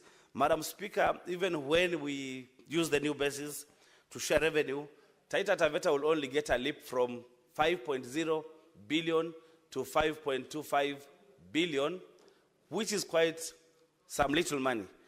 Through negotiation, through discussions, through seducing the members of the Finance Committee, guys, order. Let's listen.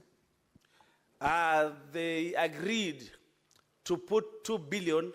That then would ensure that the small counties, the 11 counties in question, get at least some little money on top, and that, Madam Speaker, is taking Taita Taveta at 5.3 billion. Still, that is very little because our wage bill is at 56%, Madam Speaker. Even if we add that around 250 million, still would be much below what we require to do development.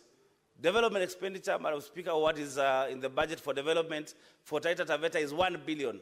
So even if you add the 300 million, it would just be 1.3 billion.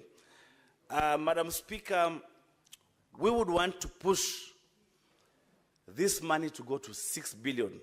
That was our view.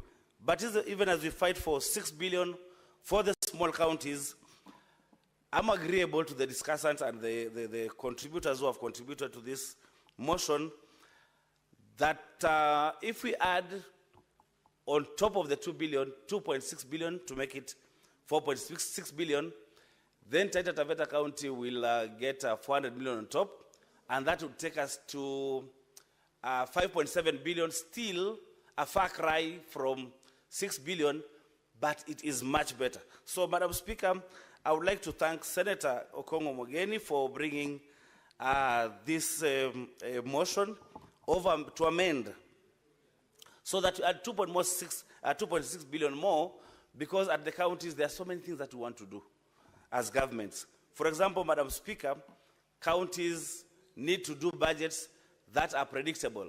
Right now, if we have some counties losing money, then Madam Speaker will not achieve the objectives of our budgets. Most counties have CBAs for doctors that are waiting for this basis to pass, for the new budget to pass, for the new DORA to pass, so that the CBAs can be honored, and so that we stop our medics from going on strike and tampering with service delivery in the counties, Madam Speaker. All the county workers, Madam Speaker, require a pay rise, given that our government has been adding taxes over one tax over another one. Right now they have SHA, they have NSSF that has been enhanced. They have, Madam Speaker, the new housing levy, which, Madam Speaker, largely is being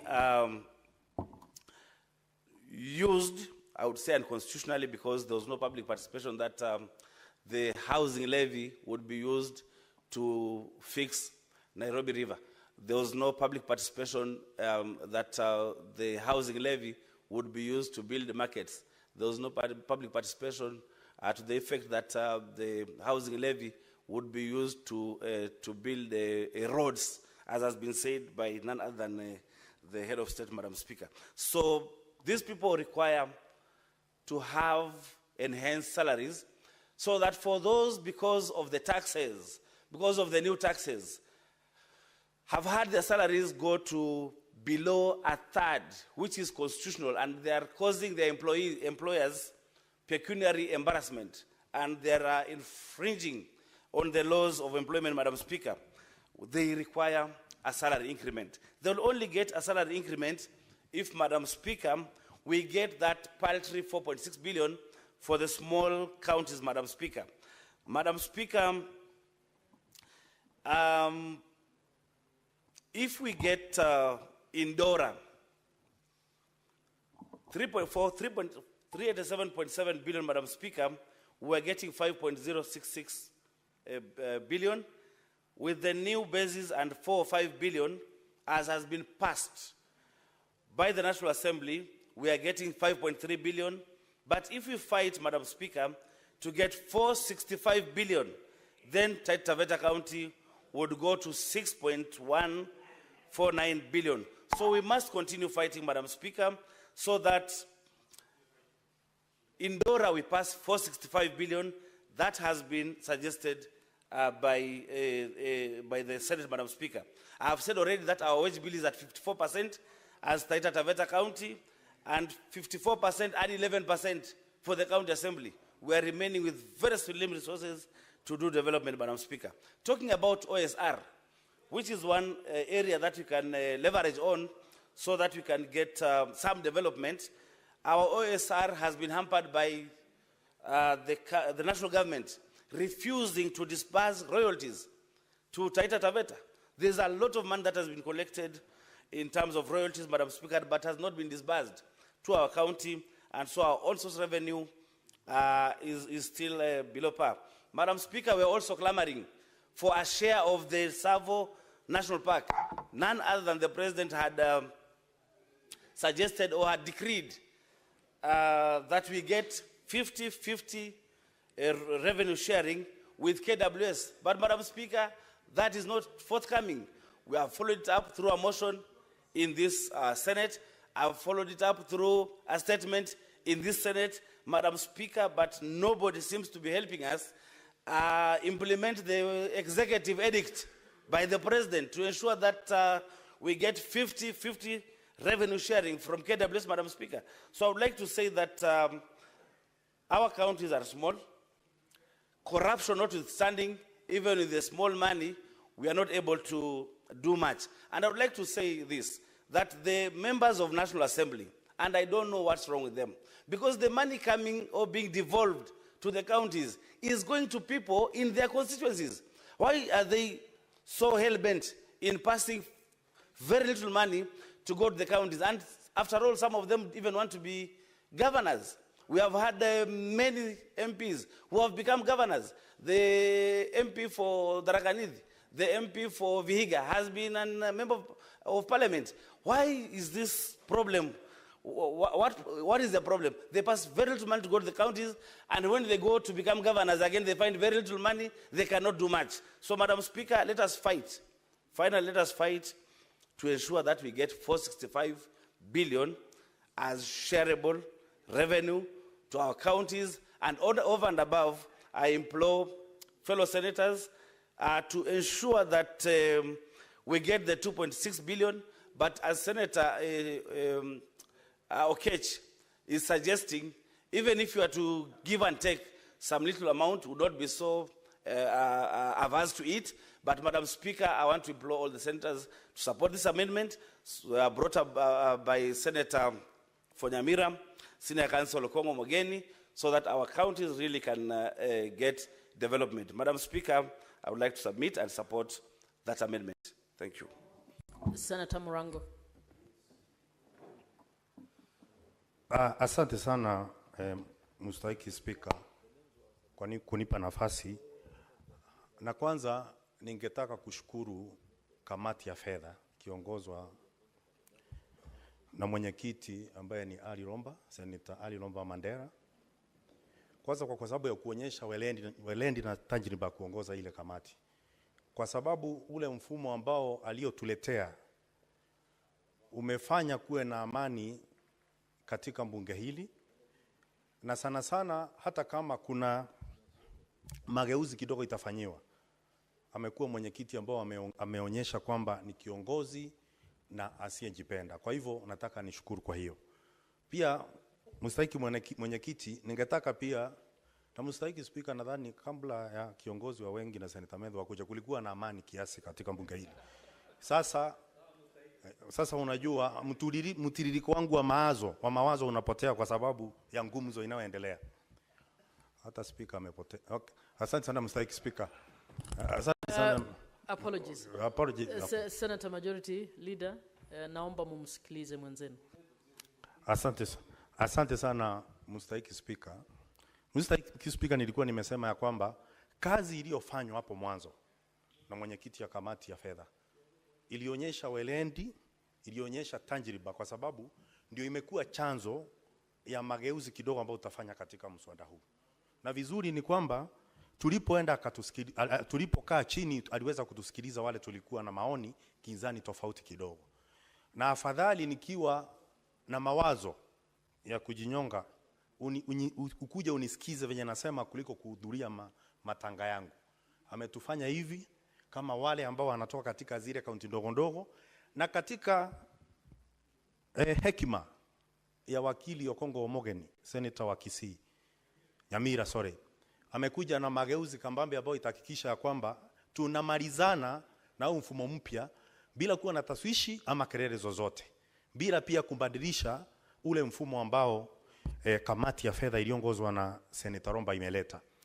Mstahiki Speaker, sababu kubwa ambayo tulikuwa tunaomba hii mageuzi ni kwamba zile vigezo ambazo zilitumika katika ugavi wa fedha mwaka huu, kwamba nyingi sana zilikuwa hizi kaunti ndogo ndogo zilikuwa hasingeweza kufaidika kwa kiwango kubwa sana. Kama vile ukubwa, kaunti ndogo si kubwa. Wingi wa watu, kaunti ndogo of course itakuwa haina watu wengi. Itakuwa na uzito wa watu katika sehemu fulani, lakini haitakuwa na watu wengi. Katika kiwango cha ufukara pia wengi kama Kirinyaga hatukuwepo. Kwa hivyo baada ya kusikizana tumeweza kujenga ukuruba na ushuhumba ya kwamba tunapokuja kutetea ama wakati bunge litakoendelea kujadili mfumo hakutakuwa na shida yote kuupitisha. Mstahiki Speaker, hata kama anasema hivyo, kuna kitu ningetaka kumwambia gavana wangu, Gavana Kirinyaga Anne Waiguru, kwamba saa hii tunapopigania huu mfumo mpya ili tuweze kupeleka pesa katika gatuzi zote za Kenya, na moja hapo ni gatuzi la Kirinyaga. Saa hii sisi sana sana tukuangi na shida yote. Sisi ni tingatinga. Juba la Sedeti linatumiwa na gavana kama tingatinga. Kazi yetu ni kubomoa milima.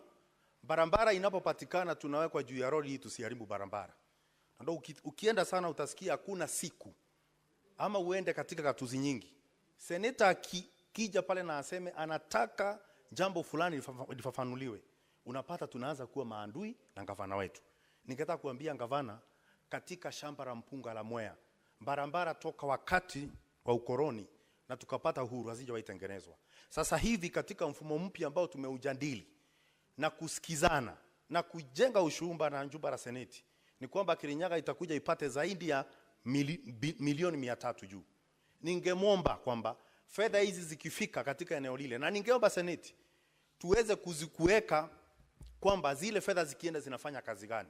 Kama ni Kirinyaga, pesa zikiongezewa ziweze kuangalia zile barabara za shamba la mpunga la Mwea ambao wakulima wamekuwa kiogelea kuliko kutembelea, kwa sababu yote kukinyesha inakuwa ziwa na zingine zinakaa maandaki ambayo inatumika na jeshi letu la Kenya.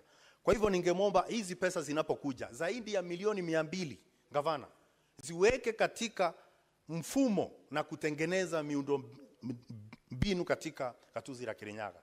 Tengeneza barabara za Mwea, pesa zimeongezewa. Mbeleni sababu ilikuwa ni kwamba huna pesa. Na unajua mstahiki spika, mtu akikwambia kwamba mimi nimeshika chura kwa mkia nikamrusha, hiyo ni uongo.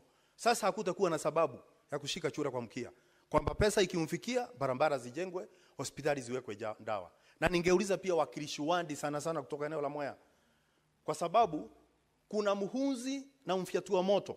Sisi ni waunzi, tushamtengenezea, na nyinyi mwende mfyatue moto wakati mnatengeneza bajeti. Pesa ambayo seneta kama mimi na wenzetu tumengangania zimekuja, muhakikishe kwamba zimefanya kazi vilivyo. Mstahiki Spika, nitaendelea kidogo pia kuongea juu ya bunge la kitaifa. Kwa muda mrefu, na ndio maana tumekuwa hapa tukiongea kama jumba la seneti tupewe mamlaka kamili ya kuangalia na kutathmini bajeti ya kitaifa. Unajua tunapoenda kwa bunge la kitaifa kuomba na kusema kwamba seneti tumepitisha sheria ndora, tunataka bilioni 465. Tunapofika pale wanageuza, wanasema tupatia bilioni 4.5. Na sababu kubwa utasikia wakisema ya kwamba eti kuna wizi wa fedha katika kaunti zetu, ambao ni kweli. Lakini pia katika mfumo mzima wa pesa ambao inaitwa CDF pia kuna wizi wa pesa. Lakini nyani unajua honi kundule. Lakini kamati ya maridhiano inaenda kukaa chini, lazima waende wajifunge kibwebwe na wajue ya kwamba wao wenyewe watakambiliana namna gani. Kwa sababu katika kongamano la kutafuta dawa ya malaria, Mstahiki Spika, ukimwalika mbu hakuna suluhisho atakuja nalo, kwa sababu yeye ndio jawabu la shida ya malaria ambayo iko hapo. Bunge la kitaifa ni kama kualika mbu katika kongamano la kutafuta dawa ya malaria, kwa sababu ndio wamekuwa shida kubwa kwa ugatuzi wa kutunyima zile fedha zetu. Mstahiki Spika, lakini tunafaa tujue ya kwamba nguvu ya kutengeneza mvua ikipewa muuza mwavuli hakutakesha mvua, kwa sababu kila wakati atataka nafasi nzuri ya kuuza mwavuli. Hata nakuwa kwenye biashara. Leo hili nguvu ya kutengeneza mvua imepewa bunge la kitaifa. Na ndio maana kila siku kunanyesha machozi ya fedha kutofika katika gatuzi zetu. Na kwa hivyo hata tukiongea hapa mpaka na sisi tujifunge kibwembwe. Hizi shida tumekuwa nazo kwa muda. Miaka kama 5 imeisha, bado tulikuwa tunangangana na bunge la kitaifa. Na unajua Mstahiki Spika, ukiwa katika msitu, uone mti moja mara 2 ujue kwamba umepotea. Hata sisi bunge la kitaifa, bunge la seneti, tunapokaa hapa na kumbweka, wakati nadhani unafika ambao tunafaa kuuma. Kumbuka hata mbwa ambwekae bila kuuma, hakuna siku anapewa heshima. Kwa hivyo sisi tupewe heshima, lazima tukuje tupambane, tuhakikisha kwamba nguvu zetu ambazo hatuna tuko nazo katika bunge la seneti. Na hivyo tu ndio tutaweza kusaidia ugatuzi. Mstahiki Spika. Mstahiki Spika, kuna wengi wanasema kwamba tunafaa tukae tuongee. Na hivyo tutafanya katika kamati ya maridhiano ambayo itatengenezwa na kiongozi wa wengi. Lakini ukienda kule, wakati wanaenda pale, tunasikia ngumzo ambayo inatokana kwa bunge la kitaifa, na ni mazungumzo ambayo hafai. Mstahiki Spika, inafika mahali hata kama kuna heshima, hata mtoto akikunja ngumi, wakati mwingine inabidi agongwe kama mtu mzima, kama amefikisha kiwango na amekosa heshima. Tutaenda pale, tupambane katika ile kamati, tuhakikishe kwamba tumepata pesa. Sisi venye tutafanya kama seneti ni kuwajibu katika mitandao wakati tunaongea mambo ya muhimu kama hospitali na ndawa. Kwa sababu tukiwajibu huko, ukipigwa na punda teke na wewe upige punda teke, nyote ni punda. Hiyo inafaa kuwa tofauti yetu na wao, kwamba katika mitandao ya kijamii hatutajibizana na wao, lakini ile kamati ambayo tunaituma inafaa ijifunge kimbwembwe kuhakikisha kwamba sisi tumepata haki yetu. Hii seneti tulipopitisha bilioni 465, sisi tuko na akili timamu. Sisi sio wanasesere kwamba tukuwa na akili. Sisi sio vikaragosi.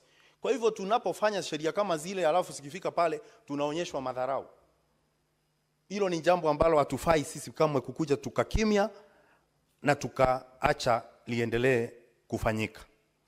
Mstahiki Spika, kuna jambo lingine nataka kumalizia. Nimeona kwa muda wale wakilishi wandi katika katuzi nyingi ikiwemo ile kaunti ya Kirinyaga wameongea na wamesitiza kwamba wanataka fedha zaidi ili iweze kwenda katika zile katuzi zao, katika zile wandi zao. Njia moja ambayo ningewahakikishia ni kwamba sasa pesa tunaongezea.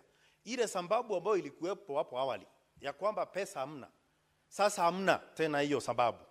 Kwa hivyo mimi nawaambia tunapopitisha mfumo mpya, waendelee kabisa kupambana kuhakikisha kwamba hizo pesa zinawafikia. Kwa sababu hiyo ndio njia peke yake ambayo tutaweza kufanya maendeleo katika kona zote za nchi. Na niambie gavana pia, pesa ikiongezewa inafaa imalize umaskini, inafaa yakisha kwamba biashara zinaendelea kwa sababu ya kutengeneza miundo msingi na pia kupeana huduma ambazo zinafaa kupeanwa. Kwa hivyo pia zile pesa tunaokota inafaa kuongezeka. Pesa nyingi sana ambazo zinaokotwa katika kaunti ya Kirinyaga, nyingi sana huwa zinapotea. Mimi mwenyewe huwa nazunguka na ili wale wanaokota kondi bado wanalipwa pesa kidogo. Ukienda kwa wale ambao wanahusika katika jambo ambalo linafaa kutuongezea fedha, wenyewe waadhibishwi na mishahara, lakini bado pesa zetu zinaendelea kupotea. Ni jawabu ambalo tutambidi tuipate kutoka kwa gavana wakati anafika katika kamati tofauti. Kama ni shule za chekechea, Kirinyaga peke yako ndio yenyewe haina mpango wowote wa kupeana chakula kwa watoto wa chekechea. Mstahiki Spika, unajua tunakaa na wewe katika kamati ya elimu. Na wale ambao wamekuja katika ile kamati, gavana wengi wako na mfumo na wako na mpango wa kupeana chakula katika shule za chekechea. Kirinyaga hatuna. Pesa ikiongezewa, ningetaka kumwambia gavana pia aweke na atie maanani, aweke bajeti kando, kwa sababu watoto wengi sana wanaumia wakati wanaenda shule. Ukiangalia sana Mstahiki Spika, sisi watu wakubwa ambao wako na miaka mingi, wengi hata washakuwa wahenga hapa. Ifikapo saa 4 kila siku kuna chai tunawekewa pale na mkate na mandazi, alafu na viazi vitamu. Na hiyo ni baada ya masaa mawili tu baada ya kuchukua staftahi zetu katika nyumba zetu asubuhi. Na mtoto je ambaye anawekwa katika darasa kuanzia saa 1, wengine watoka saa 7 bila kukula chochote. Hilo ni jambo ambalo halifai kufanyika sana sana katika muda ambao tuko na katika ugatuzi ambao tayari umefanyika katika nchi ya Kenya. Mstahiki Spika, na nikimalizia, kuna jambo la maji katika katuzi zetu. Vyanzo vingi sana vya maji na visima vinatoka katika eneo la Kirinyaga. Utakuja kushangaa kwamba hadi leo wakazi wengi kutoka kaunti ya Mwea wanakunywa maji machafu. Mstahiki Spika, ukienda katika kaunti ya Mwea ambao mpunga ambao una uenzi unatoka. Na ni umenikumbusha kwamba nikienda nyumbani nikuletee angarau kilo 2 ili uweze kujenga mwili. Na nitafanya hiyo Mstahiki Spika. Lakini mahali mpunga inatoka Mstahiki Spika, maji ya kunywa imeadimika kama hali Wandaku ama Kamburi na Mbaniani. Ukienda kule uwezi pata maji ya kunywa. Either uende ukakunywe kwa mto ama uende maji choto kwa punda. Na ni maji machafu. Hakuwezi kuwa na sababu yoyote katika mwaka huu kane ambao tuliko siku ya leo kwamba baada ya pesa kwenda katika katuzi zetu kwamba gavana hawezi kuwa na mpango maalum. Juzi tu ndo tunaona taasisi ya EACC ikishika watu ambao walikula pesa ambayo ilikuwa inaenda kwa mfumo ambao unaitwa Mwea Makema. Fedha zinazoimbiwa kutoka county na kuenda katika mifuko ya watu. Wengine pia wanafika mahali wanaimba mpaka dawa za hospitali, Mr. Speaker. Na kuna siku nilisema nasema ombi mbaya kwamba ukipewa nafasi ya kununua dawa na kupatia wagonjwa, na wewe uchukue ile nafasi uende uimbe zile pesa, uende ukazile na familia yako, Mungu ambaye ako juu, jalali na ambayo halali, huyo Maulana siku moja atakufanya ukunywe zile dawa kwa sababu ulistafuta wewe mwenyewe. Hivyo ndio inafanyika siku ya leo. Unapata hospitali zetu hazina dawa, lakini kuna mtu ako na tumbo kubwa anakaa kama mpira. Na wakati ameajiriwa juzi, huyo mtu alikuwa amesimama ni kama ile miti ambayo mikaratusi ya Lebanon. Lakini wakati ameingia katika pale mara moja amefura kama kupe. Hata hajamaliza miaka 2 ama miaka 3. Nguo haziwatoshei. Wengine wanavaa nguo zinakaa kama marinda. Mr. Speaker, na ni wanaume. Kwa sababu ya kule kuzindisha. Maskini anapoamka kukimbia asubuhi kwenda kutafuta lishe, naye Mungu anafanya watoke asubuhi wakimbie kupunguza sukari na pressure na kupunguza uzito. Hiyo ndio mambo ya Mungu. Kwa hivyo pia nawaonya wale ambao wamekuwa wezi katika kaunti zetu, ambao kila siku tukiwaita wengine wanakuja. Wengine wanaongea vibaya sana, ni kama fisi wakirudi. Nishaona kama gavana Isiolo juzi anatusi hata maseneta katika chumba maalum ambao wanafanya kazi zao. Wanawaona wafai, wanaona wale ni wasumbufu. Lakini nataka kuambia kwamba mahali tumefika kama bunge la seneti tumekomaa. Na mfupa ambao umeshinda fisi kuula, mbwa hawezi kuupeleka mahali. Sisi tukikaa ngumu, Mr. Speaker, tukae ngumu. Hiyo mifupa anatuletea, hiyo mfupa ambao wanafikiria sisi hatuwezi, tutaweza. Na tukifuata sheria vizuri, tuweze kufuata pesa za watu wetu. Mr. Speaker, wamama ni muhimu sana katika nchi ya Kenya na wako katika katuzi zote. Umuhimu ya afya kina mama na mahali wanaenda kujifungua ni muhimu sana. Kunafaa kuwe na marazi safi. Hata katika Biblia tukufu inasema kwamba ndoa ziheshimiwe na marazi iwe safi. Kuna sababu, Mr. Speaker. Kwa sababu hata ukichukua mshipi mpya kufunga suruali ambayo imeraruka haitabadilisha mambo. Bado utakuwa unaonekana uchi wako. Uchi ambao uko katika hospitali zetu za katusi umezidi, Mr. Speaker. Kwamba unapata watu wanalala kitanda moja watu 3. Nguo anazolalia ni mbaya. Dawa hakuna. Ukienda kama hospitali kuu ya Kerugoya unaambiwa nunua dawa. Ukienda katika Kembembe mnapata dawa hamna. Na hata wale ambao wanataka kuchukuliwa picha kwa wale wameanguka na kuvunjika, unapata kwamba hiyo huduma hawezi kuipata katika hospitali zetu. Inafika watu wanaanza kuuliza ugatuzi unafanya kazi gani? Kwa hivyo ningetaka kusema ya kwamba mangavana wenyewe ndo watafanya ugatuzi uweze kuonekana kwamba unafanya kazi. Na wale ambao bunge la kitaifa kwamba wanafikiria sisi. Honorable Senators, it's now 6:30 p.m. Time to adjourn the Senate. Senator Murango, you have a balance of 2 minutes. The Senate therefore stands adjourned until tomorrow, Wednesday, 11th June 2025 at 9:30 a.m.